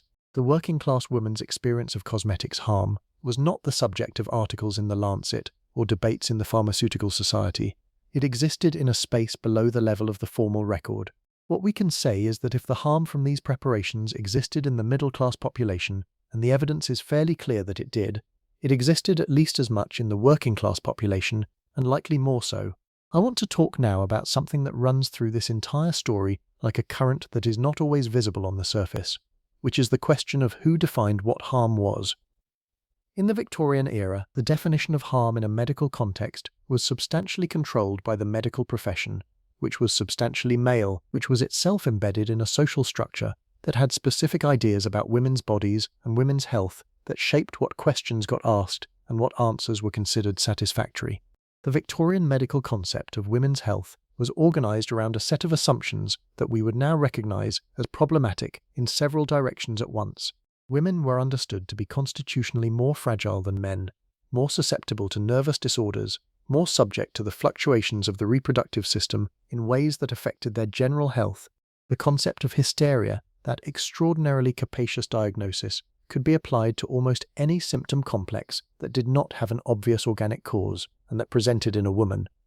This framework had specific implications for the diagnosis of cosmetic toxicity.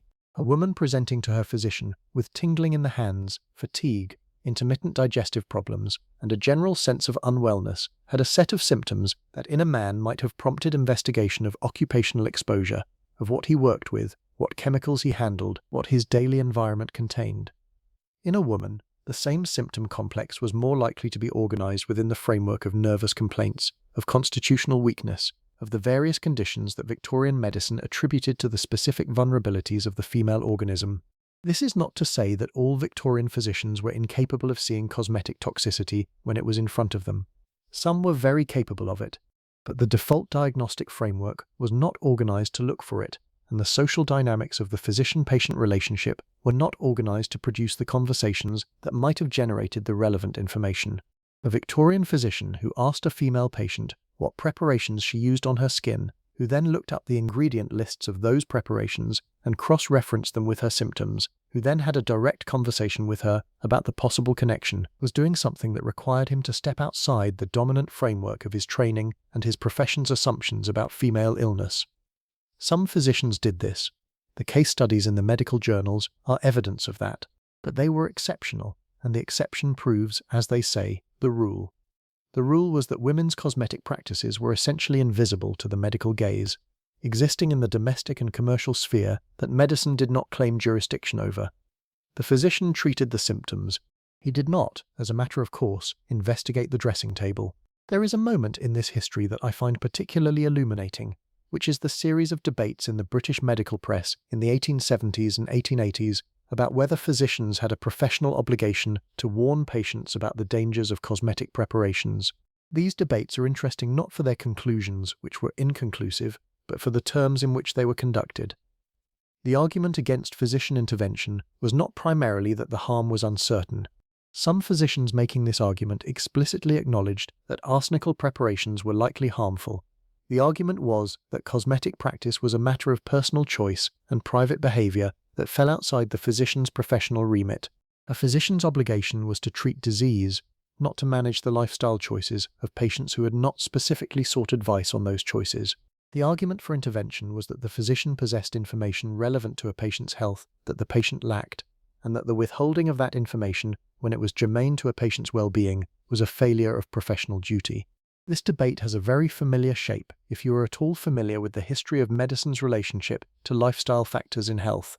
The same argument was conducted in various forms about alcohol and tobacco and diet and exercise through the 19th and 20th centuries. The tension between personal autonomy and professional paternalism is one of the persistent fault lines in medical ethics, and it was no less present in Victorian medicine than it is today. What is specific to the cosmetics debate of the Victorian era is the gendered dimension of it. The autonomy being protected by not intervening was the autonomy of women to make choices about their own appearance, which the cultural context had already substantially constrained. The intervention being contemplated was a physician telling a woman that the preparation she was using to meet the appearance standards the culture imposed on her were damaging her health. The full complexity of this is not something that most Victorian physicians had the conceptual framework to see clearly. They were operating within a set of assumptions about women, about bodies, about appearance, and about the appropriate scope of medical practice that made the full picture of what was happening very difficult to assemble from any single vantage point. We can see it more clearly from here, which is partly a function of time and partly a function of a century and a half of feminist analysis that has given us better tools for this particular kind of seeing. But I want to be careful not to be too comfortable in that position, because the confidence that we can see what previous generations could not see should always carry with it the humbling recognition that there are things our own era cannot see clearly either, and that the people who come after us will have a view of our blind spots that is no less clear than ours of the Victorian ones. The question is always, what are we not asking? What categories of harm are we not configured to see? What information about the things we put on our bodies is being withheld from us in ways that our cultural frameworks make it difficult to notice? I am not going to answer that question for you, partly because the honest answer is that I do not know with certainty, and partly because I think it is a better question as a question held open than it is with any premature answer attached to it. Now let me bring this back to the specific, because I have been in the abstract for long enough, and the specific is more interesting. There is a particular kind of Victorian trade that existed adjacent to the mainstream cosmetics market, which I want to spend some time with because it illuminates the mainstream market by contrast, which is the trade in theatrical makeup. Theatrical makeup in the Victorian era was its own chemical universe, substantially different from the cosmetics sold to respectable women, and substantially less concerned with the appearance of safety. The actors and actresses who appeared on the Victorian stage used preparations that were specifically designed to be visible from the back row of a theatre under gaslighting, which meant that subtlety was not a quality they were optimized for. They were thick, heavy, extreme. The grease paint that Victorian actors used was a preparation of pig lard or a similar fat vehicle mixed with pigments that included red lead, white lead, zinc oxide, various mineral pigments, and in some formulations arsenic compounds for the white preparations used for certain character types. These preparations were applied to the face in quantities and concentrations that far exceeded anything used in domestic cosmetics. The harm caused by theatrical makeup in the Victorian era was severe and well documented in the theatrical community itself, which constituted a kind of unintentional controlled study in the effects of heavy chronic exposure to these compounds. Skin conditions, neurological symptoms, systemic illness were recognized as occupational hazards of the theatrical profession in a way that the diffuse domestic harm from cosmetic preparations was not recognized as an occupational hazard of being a woman of a certain class. The theatrical community's experience with makeup toxicity contributed, in a roundabout way, to the development of less harmful alternatives. In the 1860s, the German actor Ludwig Leichner developed a grease paint formulation that replaced some of the most toxic ingredients with less harmful ones, using zinc oxide rather than white lead for the white preparations and developing a range of pigments that achieved theatrical visibility without the most dangerous compounds of the traditional preparation. Leichner's products were commercially successful and spread rapidly through the theatrical world, not primarily because of their safety properties, but because they performed well and were well made. The safety improvement was almost incidental to the commercial success, which tells you something about the mechanism by which harmful substances in cosmetics are replaced. It is rarely a direct regulatory or health-motivated substitution. It is usually a case of a better product becoming available that happens also to be less harmful, and the market moving toward the better product for reasons that have as much to do with performance and price and marketing as with the toxicity profile. This is worth knowing because it is the pattern that the history of cosmetic safety tends to follow. Lead in cosmetics diminished not primarily because lead was banned, but because zinc oxide became available and worked better and was cheaper to produce. Some of the most harmful Victorian ingredients faded from use because chemistry produced better alternatives that the market preferred, and the regulatory process followed behind to formalize what the market had largely already done. The lead story, however, was considerably more protracted than this pattern might suggest, because lead had particular properties in certain applications that made its replacement technically difficult, and because the industry had economic interests in maintaining access to it that sometimes outweighed the health arguments against it. There is a detail from the 1880s that I want to give you, because it captures something about the late Victorian period and the beginning of the cosmetics reform moment that I find genuinely moving, which is the story of the women's hygienic associations. Various women's health reform organizations existed in Britain and America in the 1880s and 1890s that had, as part of their broader agenda of women's health improvement, specific concerns about cosmetics. The Women's Hygienic Association in Britain, founded in the 1880s and operating through the 1890s, published pamphlets and held lectures that addressed the question of cosmetic safety in terms that were notably different from the medical literature of the period, where the medical literature framed the issue primarily as a question of physician oversight and regulatory interventions. The women's reform organizations framed it as a question of women's right to accurate information and their capacity to make informed decisions if given access to that information. The argument was not that women needed to be protected from their own choices, but that the information necessary to make genuine choices was being withheld from them by a commercial system that benefited from their ignorance. This is a substantively different argument from the paternalistic one, and it is, I think, the more correct one. The problem with arsenical cosmetics was not that women were too foolish or too vain to protect themselves.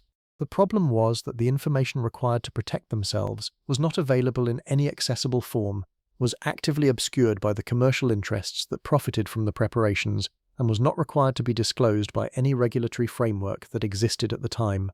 The women's reform organizations were calling for disclosure, for honest labeling, for the right to know what was in the products being sold to them.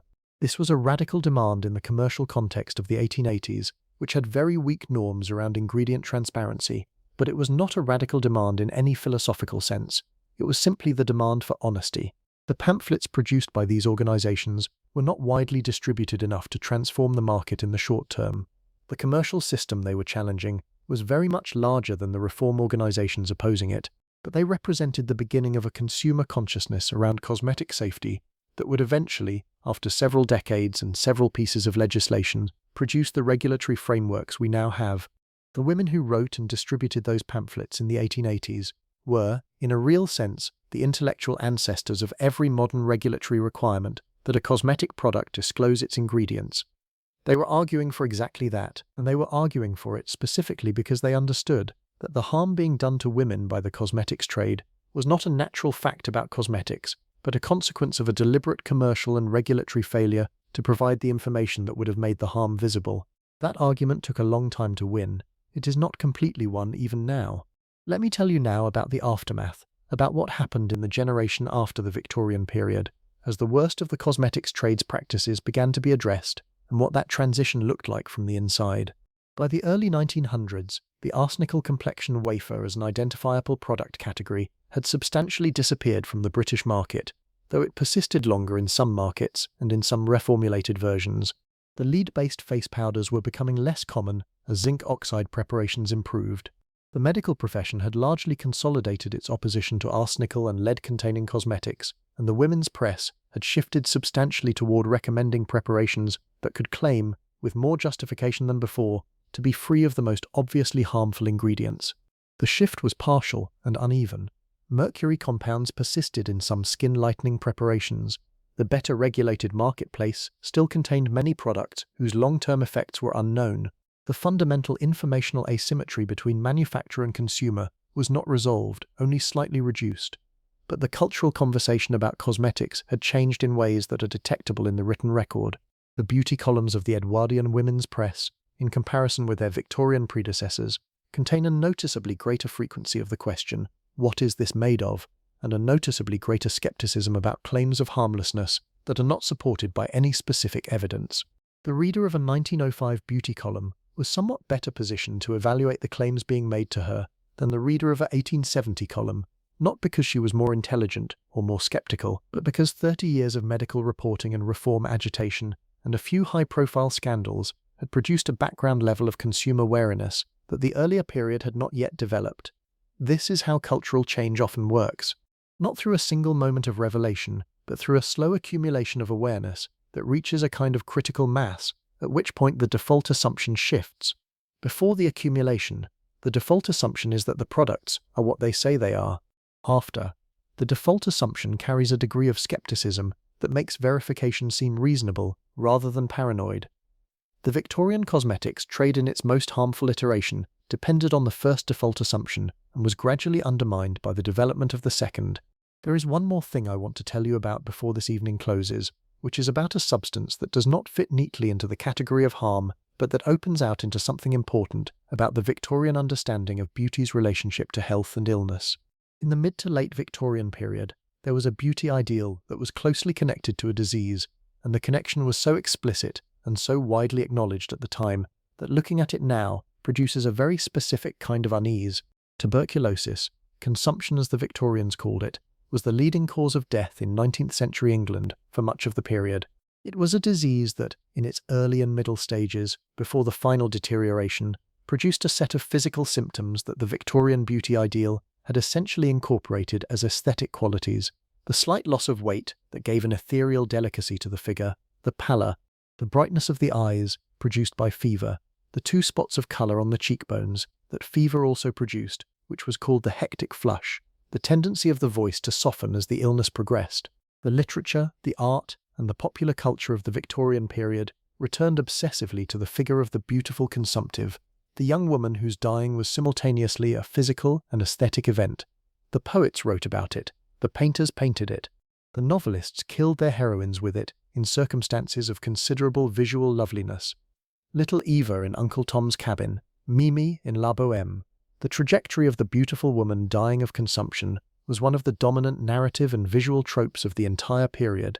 This created, and here is the specific thing I want you to hold, a feedback loop between the disease's appearance and the beauty ideal that had concrete implications for the cosmetics trade. The hectic flush, the symptom of fever, became an aesthetic goal for women who did not have tuberculosis and wished to look as if they did, not because they wished to look sick, but because the culture had so thoroughly aestheticized the disease's appearance that the symptoms read as beautiful rather than as ill. The rouge that was sold to respectable middle-class Victorian women was partly a product of this dynamic. Rouge was officially disapproved of as a sign of immodesty and theatrical associations, but it was sold and used, and one of its functions was to produce on the cheekbones the spots of colour that the hectic flush produced, the appearance of a delicate constitutionality that mapped onto the cultural aesthetics of consumption without being the disease itself. The aesthetic of consumption also contributed to the appeal of preparations that produced pallor. If the beauty ideal was the pale, translucent skin of a woman in the early stages of the disease, then any substance that produced pallor was moving the complexion in the desired direction, regardless of whether the mechanism of that pallor was health or poisons. This is one of the more disturbing circuits in the Victorian beauty complex. The disease that was killing tens of thousands of people a year was simultaneously being aestheticized to the point where its symptoms were desirable, and women were taking substances that mimicked those symptoms while damaging their health in the process of achieving them. The appearance of illness was the goal. The substance used to achieve it caused illness. The illness caused by the substance sometimes resembled the disease whose aestheticized appearance was the goal. The circularity of this is genuinely vertiginous if you follow it far enough, and I find myself returning to it because it seems to me like a very clear example of how a cultural framework can organize itself in such a way that the harm it produces becomes essentially invisible from inside it. If the symptoms of arsenic poisoning look like the symptoms of a condition that the culture has decided is beautiful, the arsenic poisoning is essentially camouflaged by the framework that makes it desirable. You are achieving what you set out to achieve. The instrument of your harm is the same as the instrument of your success. There is no external signal that something has gone wrong, because the going wrong looks exactly like the going right. This is the most complete version of the trap that the Victorian cosmetics trade set for the women it sold to, and it is the one that I find hardest to think about, because it required not merely the absence of good information, but the active presence of a cultural framework that made the harm invisible by making it beautiful. The women who used arsenical preparations and developed the pallor and the tingling and the fatigue were, within the terms of their cultural context, succeeding. They looked as they were supposed to look. They were achieving the appearance that the culture valued. The cost of that achievement was being paid in a currency that had no name in the world they were living in. Here is what I want you to take away from all of this. Not as a lesson, because I distrust the word lesson when applied to history, but as a residue, something to carry with you into your own evenings and your own looking-glass moments. The people in this story were doing what their world told them was right. The harm done to them was real but diffuse. The systems that allowed the harm were not operated by monsters, but by ordinary people, making ordinary economic and professional and social calculations within the frameworks available to them. The women who suffered did not, for the most part, know they were suffering from the specific cause that was harming them. The people in a position to know were not always in a position to say, and those who said were not always heard. This is how structural harm works. Not dramatically, not with a clear villain and a clear moment of wrongdoing, but through the accumulated weight of small decisions made within systems that are not designed to see or prevent the harm they cause. The Victorian cosmetics trade did not set out to damage women. It set out to profit from women's desire to achieve an appearance standard that the same trade, among other cultural forces, had created and maintained and sold back to them continuously. The harm was a consequence, not an intention, and it was a consequence that the trade had every incentive not to look at clearly.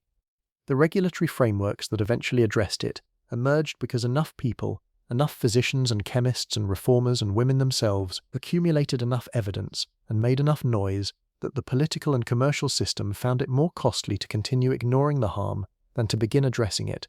That process was slow, slower than the harm required. The women whose health was damaged in the decades before the regulation caught up had already paid the cost before the accounting was done. And outside, if you listen carefully to the particular quiet of a night in any city, in any century, the gaslight is still burning somewhere in the memory of the street, the fog is still sitting on the river, and on a dressing table somewhere in the warm, careful silence of a Victorian evening, a tin sits behind a bottle of rosewater, its label neat and confident, and entirely certain that what it contains is harmless. The tin is wrong. The woman who reaches for it does not know it is wrong, and the world that sold it to her does not, in any systemic way, know that it owes her an answer. That debt is part of the inheritance we carry, not as guilt, not as condemnation, but as an obligation to ask the questions that the Victorian era was not well organized to ask. To look at what is on our own dressing tables and our own pharmacy shelves with something of the clear attention that the reformers of the 1880s were trying to bring to theirs, not with anxiety, not with the paralysis of too much suspicion, but with the steady, unhurried willingness to ask what is this, and what does it do, and what does the evidence say.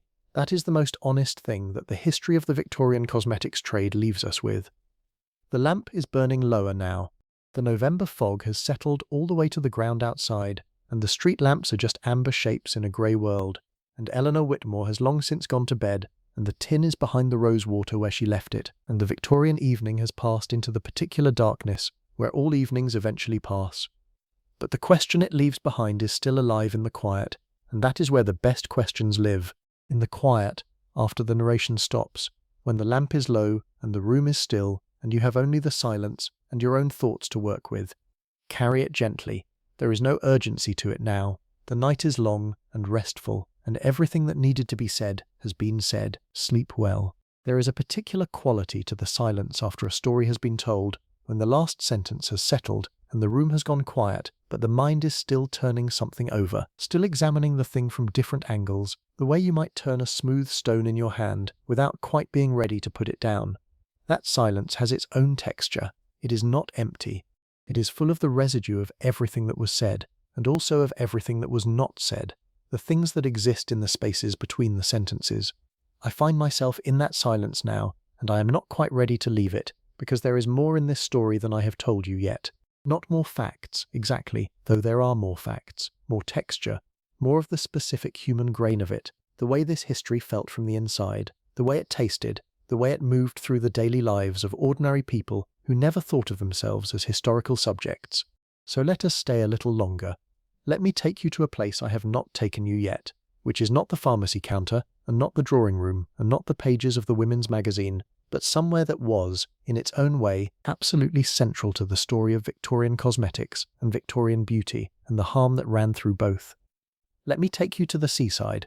The Victorian seaside holiday is one of those cultural institutions that has such a clear and cheerful image attached to it. The bathing machines, and the donkeys, and the ice cream, and the striped canvas chairs, that it is easy to forget what it was actually about, medically and socially, and what its relationship was to the standards of appearance we have been discussing all evening.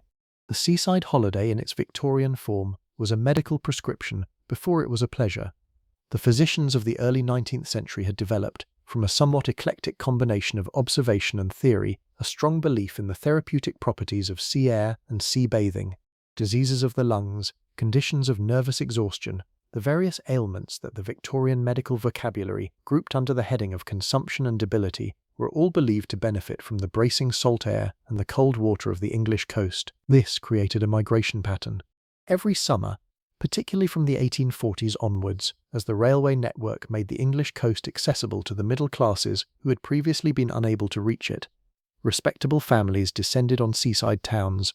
Brighton, Eastbourne, Bournemouth, Scarborough, Whitby, dozens of resorts that had been fishing villages a generation earlier became thriving towns built around the specific economics of the therapeutic holiday. And here is where the beauty dimension enters, because the therapeutic seaside holiday presented Victorian women with a specific and irresolvable contradiction. The seaside air was supposed to improve your health, which was supposed to improve your complexion, which was supposed to make you look better. This was the medical logic of the holiday. Fresh air, exercise, good appetite, improved sleep. The general restoration that the seaside was supposed to provide would show itself on the face in exactly the way that health was supposed to show itself on the face, which was in the improved colour and vitality of the complexion. But the seaside also had the sun. The Victorian sun, specifically the Victorian seaside sun, with the additional intensity of reflected light from the water and the pale sand, was a direct threat to the complexion standard that the holiday was supposed to improve. The sun tanned the skin. The sun freckled the skin. The sun produced the exact marks of outdoor exposure and physical activity that the beauty ideal most specifically condemned. The Victorian woman on the beach therefore faced a contradiction that her medical advisors had not entirely resolved and that her beauty advisors regarded with barely concealed alarm. She was supposed to be taking the sea air, which required being outside, near the sea, in the sun. She was supposed to maintain a complexion that showed no evidence of sun exposure. The solution to this contradiction was architectural and sartorial. The bathing machine, that extraordinary contraption, was partly about modesty, but also partly about limiting sun exposure. The parasol was an essential accessory, not merely for elegance, but for shade. The beach costume of the 1860s and 1870s covered almost all of the body and much of the face. Large-brimmed hats, long sleeves, gloves for walking on the promenade. Everything that could be covered was covered. And then there were the preparations. The seaside context generated its own specific market in the Victorian cosmetics trade. Protective preparations against sun and wind for the promenade. Preparations to address the freckles that appeared despite all precautions. Preparations to restore the pallor temporarily compromised by a morning's walk along the cliff top. Preparations specifically marketed for the seaside woman who needed to manage the tension between the therapeutic outdoor activity she was supposed to be engaging in and the complexion standard she was supposed to be maintaining. The freckle removers of the Victorian era deserve a moment of attention because they represent one of the clearest examples of the trade's particular logic at its most circular. Freckles were caused by sun exposure. The therapeutic seaside holiday increased sun exposure. The holiday therefore caused freckles. Freckles were considered a significant cosmetic problem associated with rural outdoor work and therefore with lower class status. Freckles had to be removed or prevented. The preparations sold to remove freckles sometimes contained the same substances: mercury compounds, arsenic preparations, acidic bleaching agents, whose long-term effects were considerably more serious than the freckles they were supposed to treat. The freckle remover sold at the resort pharmacy was treating a problem created by the conditions that the physician had prescribed for health improvement, using substances that were themselves a health risk in order to maintain an appearance standard that existed partly because the culture had decided that visible health in the form of color acquired outdoors was actually evidence of improper class status. If you follow the logic of this all the way around, what you find is that the Victorian woman at the seaside was potentially being harmed simultaneously by the sun exposure she was encouraged to take for health reasons, and by the preparations she was sold to correct the visible consequences of that sun exposure. Both the problem and the solution carried risks. The risk of the solution was more acute and more specific and more directly attributable to commercial choices about what was put in the preparations. And no one, or almost no one, was looking at the full circle of it. The physician was thinking about the therapeutic benefits of sea air. The beauty column was thinking about complexion management. The pharmacist was filling a commercial need. Each person in the chain was doing what their role required of them. No one was positioned to see the whole. This is the structural condition that makes diffuse harm possible. The division of the problem into separate domains, each managed by a separate set of experts operating within a separate framework, such that the full circuit of cause and effect is never visible from any single vantage point. Let me move now to something that I have been circling for a while and want to address directly, which is the question of the men in this story. The Victorian beauty standard that drove the demand for harmful cosmetics was, as I have described it, primarily a set of demands placed on women. The pale complexion, the clear skin, the absence of the marks of outdoor labor and physical exertion, these were qualities evaluated in women by a cultural gaze that was substantially organized around male preference and male social advantage. Men benefited economically and socially from a system that kept women focused on their appearance as a primary social obligation and directed their spending toward commercial products that maintained that focus. This is not a secret. The Victorian reformers who criticized the cosmetics trade made this argument explicitly. The women's health organizations that published pamphlets about arsenical preparations framed the problem, at least in part, as a consequence of women's position in a social structure that evaluated them primarily as objects of male regard. And yet the men in this story are often oddly absent from the accounts, not because they were not present, but because the history of beauty and cosmetics has tended to be written as a women's history, a story about women's choices and women's suffering, with the social structures that shaped those choices and produced that suffering somewhat in the background. The husband who commented favorably when Eleanor's complexion looked clearer, the physician who managed his discomfort about raising the cosmetics question by simply not raising it, the magazine publisher who profited from the advertising revenue generated by the preparations his magazine commended to its readers, the pharmacist who found it socially impossible to challenge a middle-class woman's purchase, the manufacturer who understood that his product was not entirely what the label said it was and decided that commercial considerations outweighed disclosure. These men were not individually monsters. They were, for the most part, doing what their social roles and their economic interests and their professional frameworks required of them. They were embedded in the same system that embedded the women they were in relationship with. The system distributed its harms unevenly, placing the greatest physical burden on women, while placing most of the commercial benefit elsewhere. But it was a system rather than a conspiracy, and understanding it as a system rather than as a series of individual villainies is the more honest and the more useful way of seeing it. The reason it matters to name this is not to assign blame, but to understand the mechanism. If the harm was structural rather than individual, then addressing it required structural rather than individual solutions. The Victorian women who took their complexion wafers back to the pharmacy because a pamphlet told them the preparation was dangerous were doing something individually courageous and individually correct. But they could not, by themselves, change the commercial system that would simply sell the same preparation to the next customer who came in. The structural solutions, the regulatory requirements, and the disclosure frameworks and the professional standards were necessary because individual choice, however well-informed, could not adequately address harm that was embedded in the architecture of the market itself. This is not a novel insight. It is the basic argument for consumer protection regulation that has been made in various forms since the Victorian period. But it is worth restating in this context because the history of the Victorian cosmetics trade makes it concrete in a way that abstraction sometimes obscures.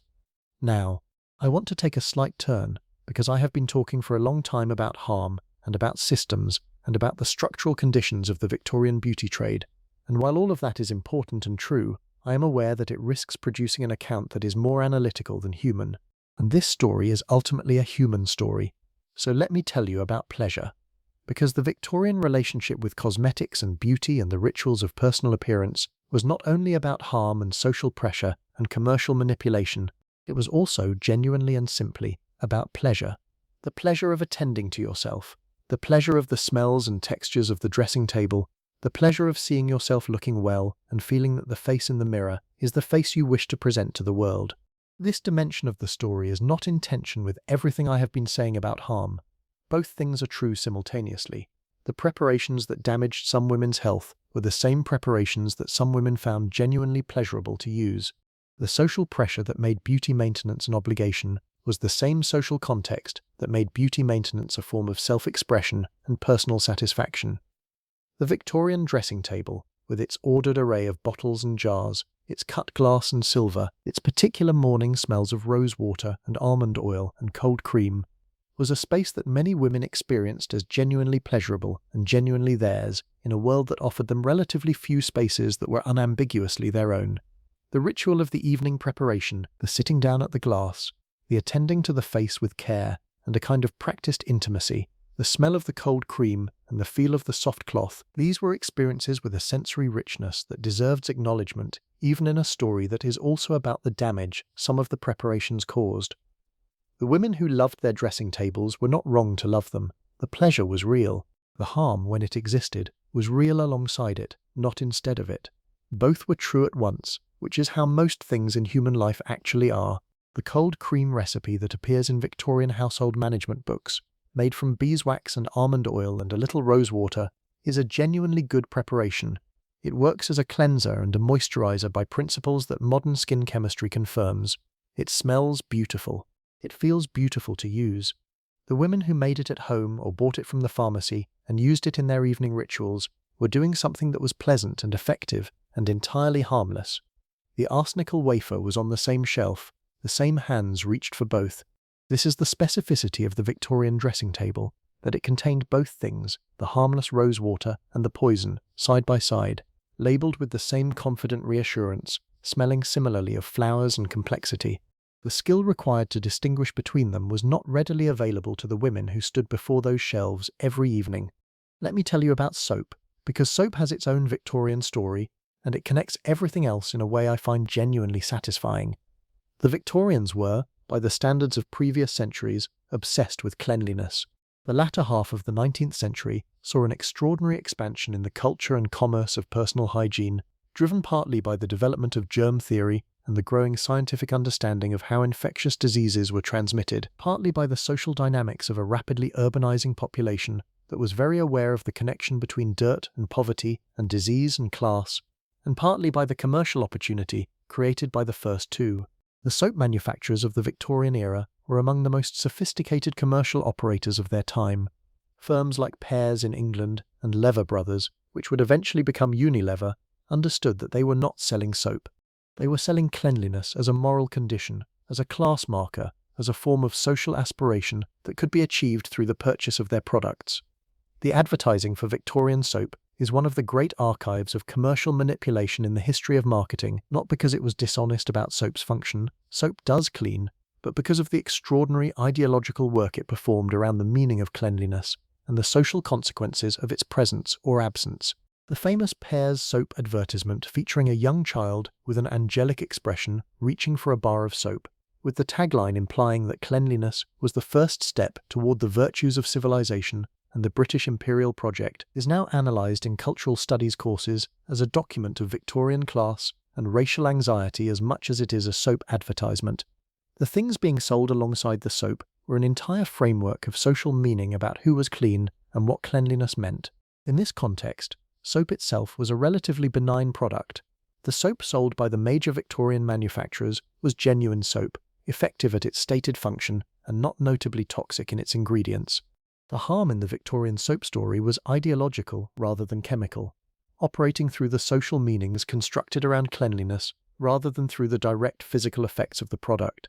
But the soaps sold for the complexion, the special facial soaps and the medicated soaps, and the soaps advertised specifically for the production of a better skin, were a different matter. These preparations sometimes contained abrasives that damaged the skin's surface in ways that were not immediately apparent. They sometimes contained alkaline compounds in concentrations that were genuinely irritating to the skin over time, and they sometimes contained, particularly in the earlier part of the Victorian period, small quantities of mercury or other compounds positioned as the active ingredient responsible for the preparation's supposed improvements to the complexion. The complexion soaps occupied the same ambiguous space as the complexion creams and the arsenical wafers, positioned between medicine and cosmetics, claiming medical authority while operating commercially, making assertions about safety that had no scientific basis. And they were sold in very large quantities to a very large market. Because by the 1870s and 1880s, the idea that a specific soap for the complexion was a necessary part of a respectable woman's toilette had been thoroughly established not by any independent assessment of the need for such products, but by the commercial and editorial apparatus that the trade had built to create and maintain the demand for them. The soap advertisements in the women's press of the 1870s and 1880s created problems, specifically the problem of a complexion that was not what it should be, in the same sentence in which they offered the solution. The reader who came to the advertisement without a particular anxiety about her complexion often left it with one, which was of course the function of the advertisement. This technique of manufacturing the problem that the product then solves is so familiar in contemporary advertising that naming it risks sounding banal. But in the Victorian context it was relatively new, at least in its systematic and industrially scaled form, and the women encountering it in their magazines were encountering a commercial technology of persuasion that had not yet been widely analysed or resisted. There is a woman I want to tell you about who encountered this technology and did resist it, at least partially, who left a record of that resistance that I find genuinely delightful and genuinely instructive. Her name was Eliza Hoyes, and she was a writer, an interior designer and tastemaker, and the author of a book called The Art of Beauty, published in 1878, which is one of the most interesting documents in the Victorian Beauty Archive, precisely because it is so contradictory and so human. Eliza Hoyes was not a feminist in any formal sense of the word. She was not opposed to the beauty standards of her era, and she participated enthusiastically in the culture of dress and decoration that those standards required.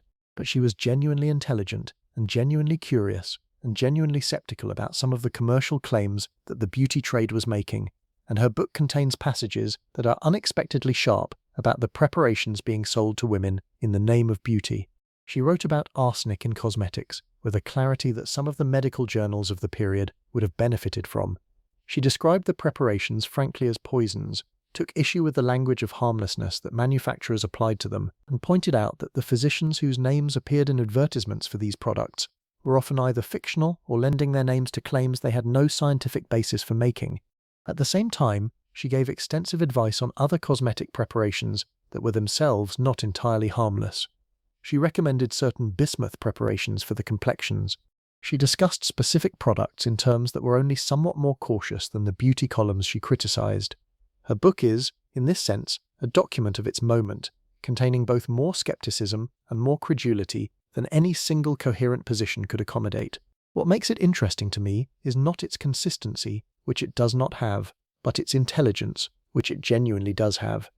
Eliza Hoyes was a woman trying to think clearly within a context that made clear thinking about these questions very difficult, and she succeeded partially. She saw some of the harm that others were not seeing. She failed to see all of it. She continued to participate in the culture she was criticizing. This seems to me like an honestly human response to the situation, and one that is considerably more interesting than either pure victim or pure critic would have been. The women in this story were complex in their relationship to the world that was harming them, as people generally are in their relationships to the systems that harm them. They were not simply passive recipients of commercial manipulation.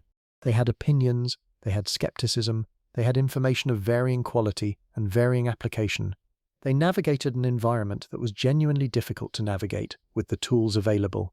What they did not have, and what the regulatory and informational developments of the following decades would begin to provide, was a reliable external standard against which the commercial claims being made to them could be checked. They were operating in a world where the only check on a manufacturer's claim was the manufacturer's own assessment of that claim, and where the incentives of the commercial system were almost entirely aligned with maintaining the fiction of harmlessness rather than investigating the reality.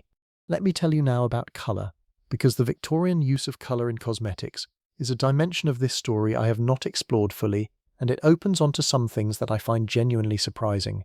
We think of the Victorian era, at least in its most respectable middle-class expression, as a culture that disapproved strongly of visible makeup.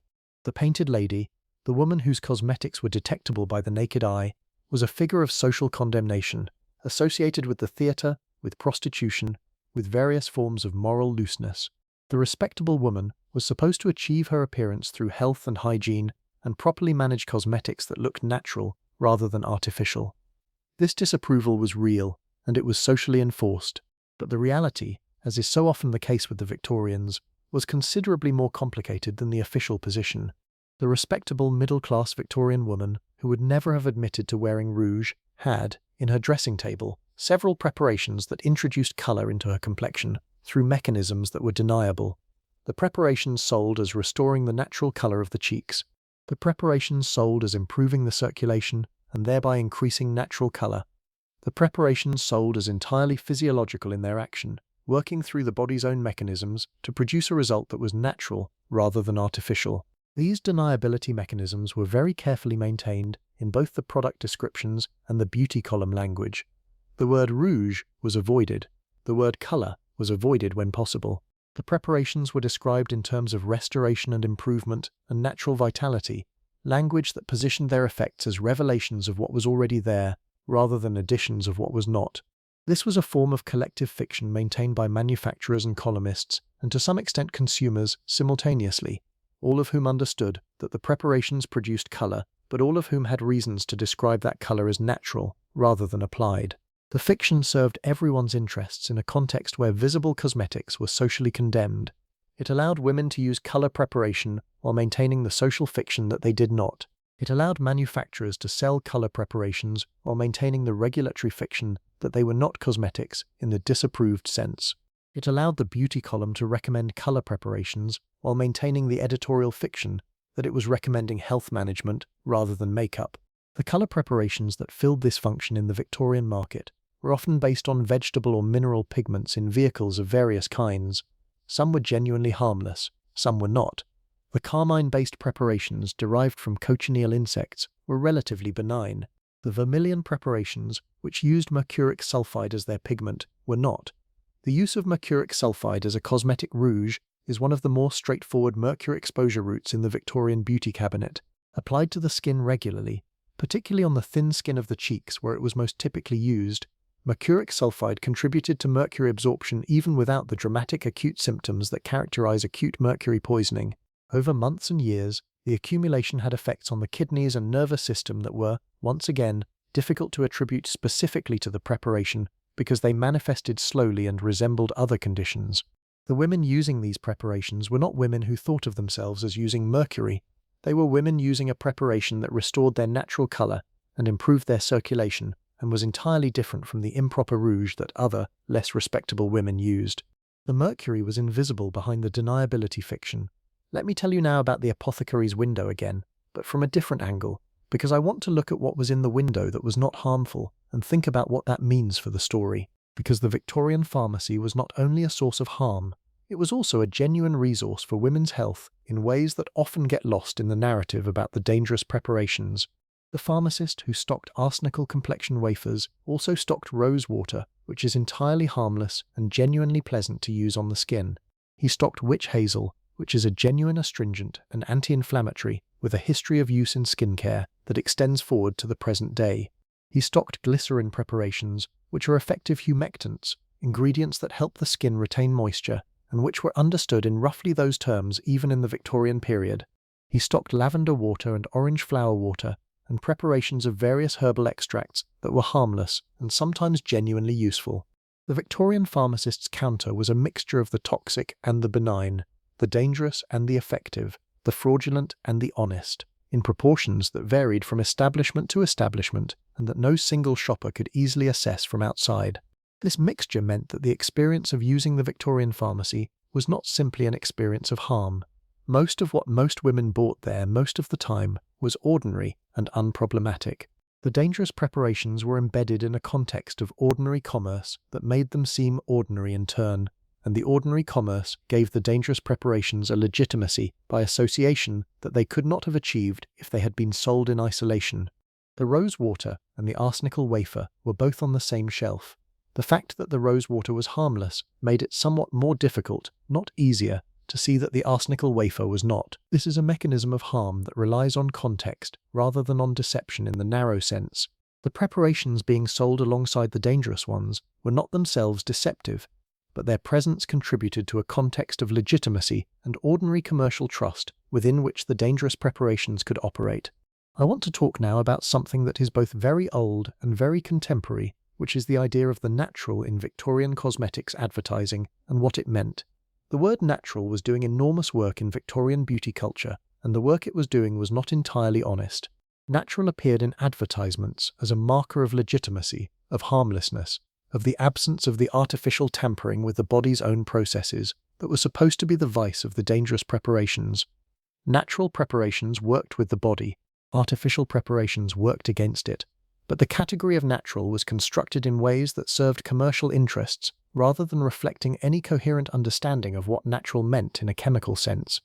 Arsenic is a naturally occurring element. Lead is a naturally occurring element. Mercury is a naturally occurring element. The fact that a substance is found in nature tells you nothing reliable about whether it is safe for human use, and this was as true in 1872 as it is now. The natural claim in Victorian cosmetics advertising was deployed not as a chemical description, but as a cultural reassurance, a way of positioning a product on the correct side of a moral and aesthetic boundary between the acceptable and the improper, between health and vanity, between genuine improvement and dangerous artifice.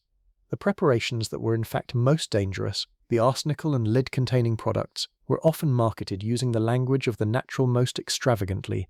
They restored the natural color, they worked through the body's natural processes, they contained ingredients found in nature. The natural language was most necessary precisely where the actual safety of the preparation was most questionable, because it was performing the function of reassurance that the preparation's actual chemistry could not perform.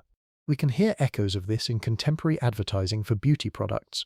Natural, organic, clean beauty, all terms that are doing cultural work rather than making chemical claims, positioning products on the right side of the acceptable-unacceptable boundary through language that carries reassurance rather than information.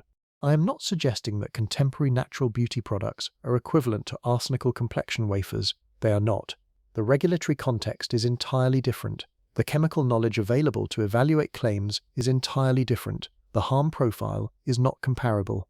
But the rhetorical structure, the deployment of natural as a marker of safety in the absence of any specific evidence of safety, is continuous from the Victorian period to the present, and it is worth noticing because it means that the language alone does not tell you what you need to know.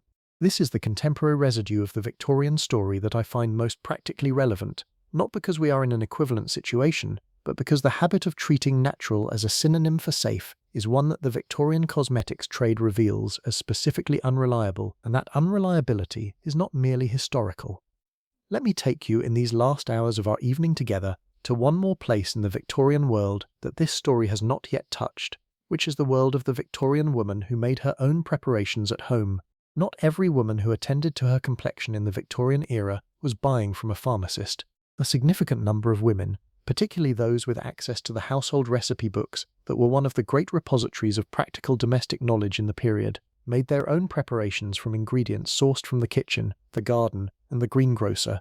These household cosmetics had a very different character from the commercial preparations, partly because they were made from ingredients whose identity was transparent to the woman using them, and partly because the domestic recipe tradition had, over generations, filtered out the most obviously harmful ingredients in favor of things that worked and did not produce alarming effects. The household cosmetic recipes of the Victorian era, as preserved in manuscript recipe books and in published household management guides, are a genuinely interesting archive. They include preparations that we would recognize immediately and that are still used today: honey masks, oatmeal scrubs, cucumber preparations, rose water toners. They include preparations that are more eccentric by modern standards, but entirely harmless.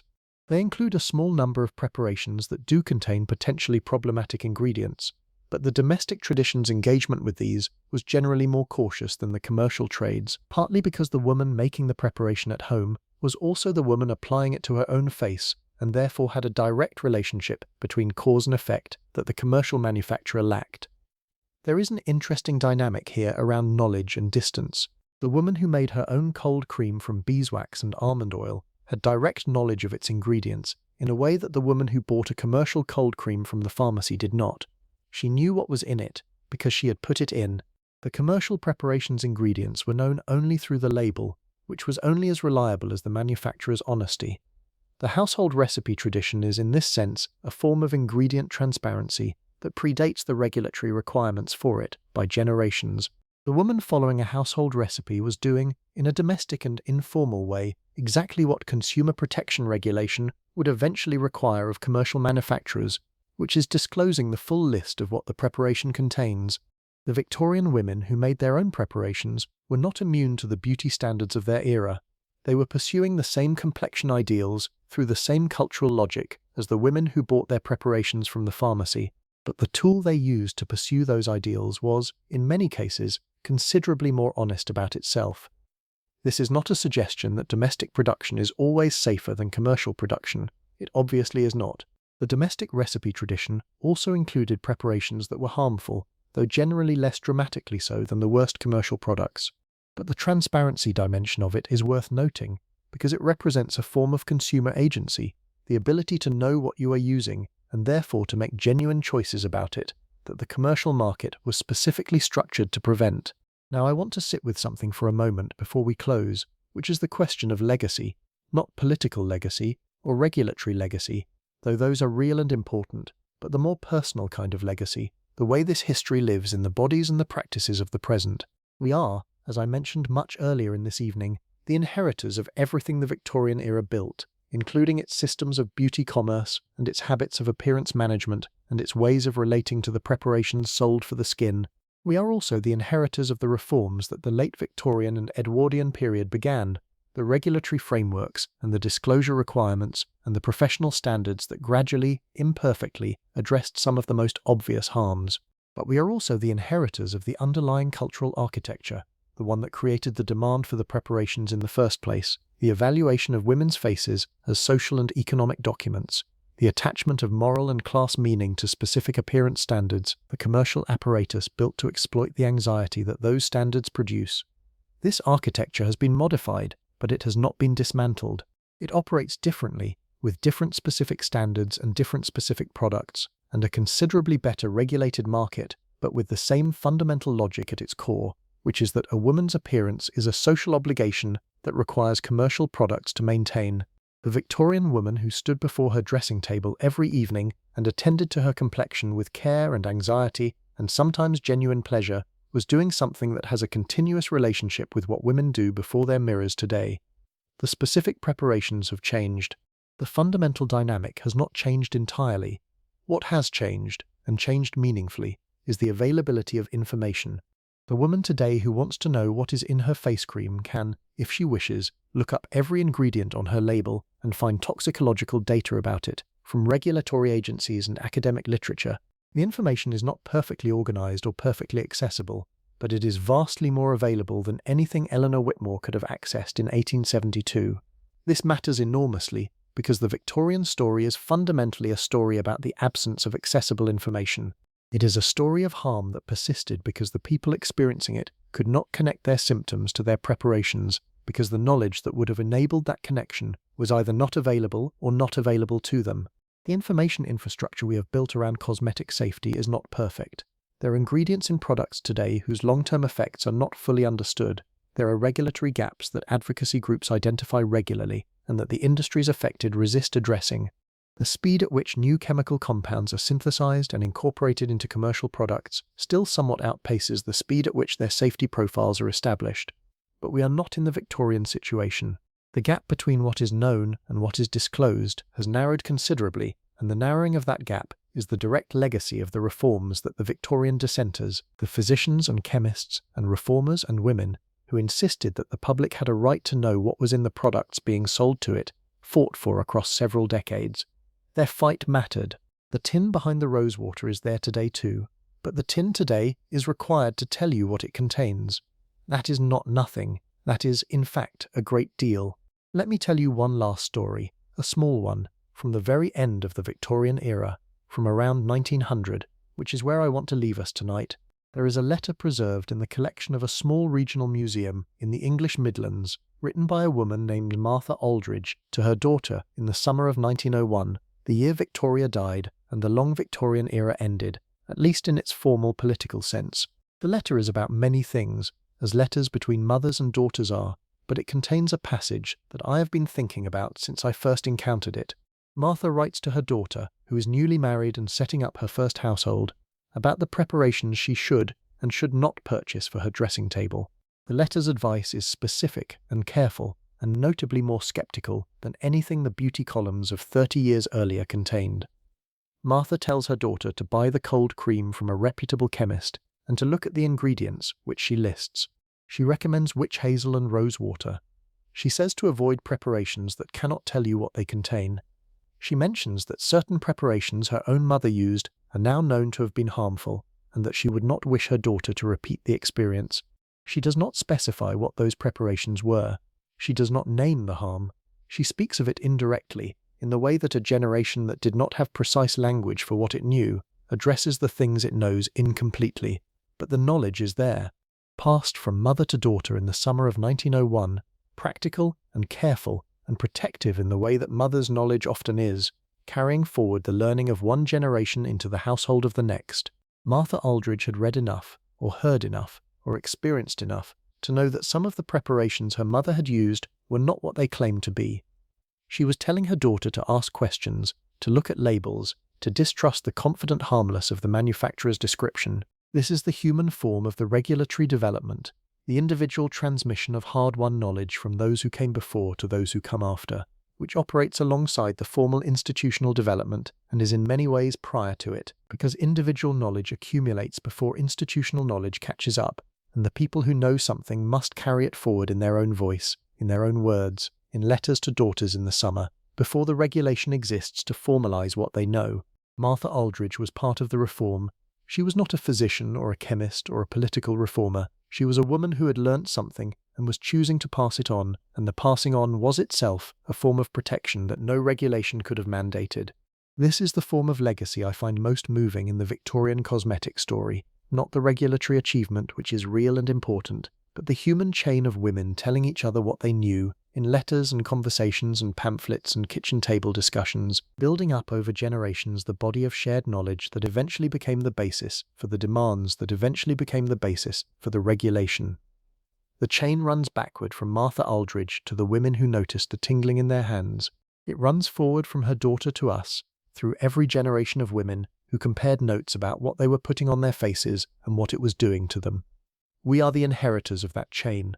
We carry its accumulated knowledge in our cultural background radiation, even when we are not explicitly aware of it. When you read the ingredients list on a product before you buy it, you are doing something that Victorian women were not equipped to do, and that you can do because enough people in the generations between then and now insisted that it should be possible. The lamp on Eleanor Whitmore's dressing table has been out for a very long time. The November fog has long since lifted. The tin behind the rosewater is in a museum case, properly labelled with the ingredients it concealed, finally transparent in the way it never was when it sat beside the lamplight in Kensington in 1872. Eleanor's hands stopped tingling. We do not know exactly when or exactly why, because the record does not tell us, and the record does not tell us partly because the connection was never made explicit, and partly because the granular experience of ordinary women's health was not, for most of the period we have been discussing, considered worth preserving in any formal way. But her story was not lost entirely. It is part of what I have been telling you tonight, assembled from the fragments that the period left behind, the medical case studies and the analytical chemistry and the beauty columns and the reform pamphlets and the letters from mothers to daughters, each fragment partial. Together, enough to see something of the shape. That is what history usually is. Not a complete picture, but an assembly of fragments that, if you hold them in a certain light, let you see something of the shape of what was there. The shape I have been trying to show you tonight is the shape of how a society can do harm to the people within it, through the accumulated effect of many small decisions made within systems that are not designed to prevent that harm, and how that harm can be invisible from inside, because the cultural framework that produces it is the same framework that interprets its symptoms, and the shape of how that harm can be addressed, slowly and imperfectly, and never completely, through the gathering of knowledge and the insistence on disclosure and the human chain of telling each other what we know. That chain is unbroken. You are at one end of it, listening in the dark. The fog is off the river now. The night has gone very quiet. The lamp has burned down to almost nothing, just a small orange glow at the wick, and the room around it is gentle and dark and very still. You have carried a long story with you tonight, all the way from the pharmacy window in the gaslit street to the letter in the summer of 1901 to this moment. You have held the weight of it with care, which is all that history asks of us.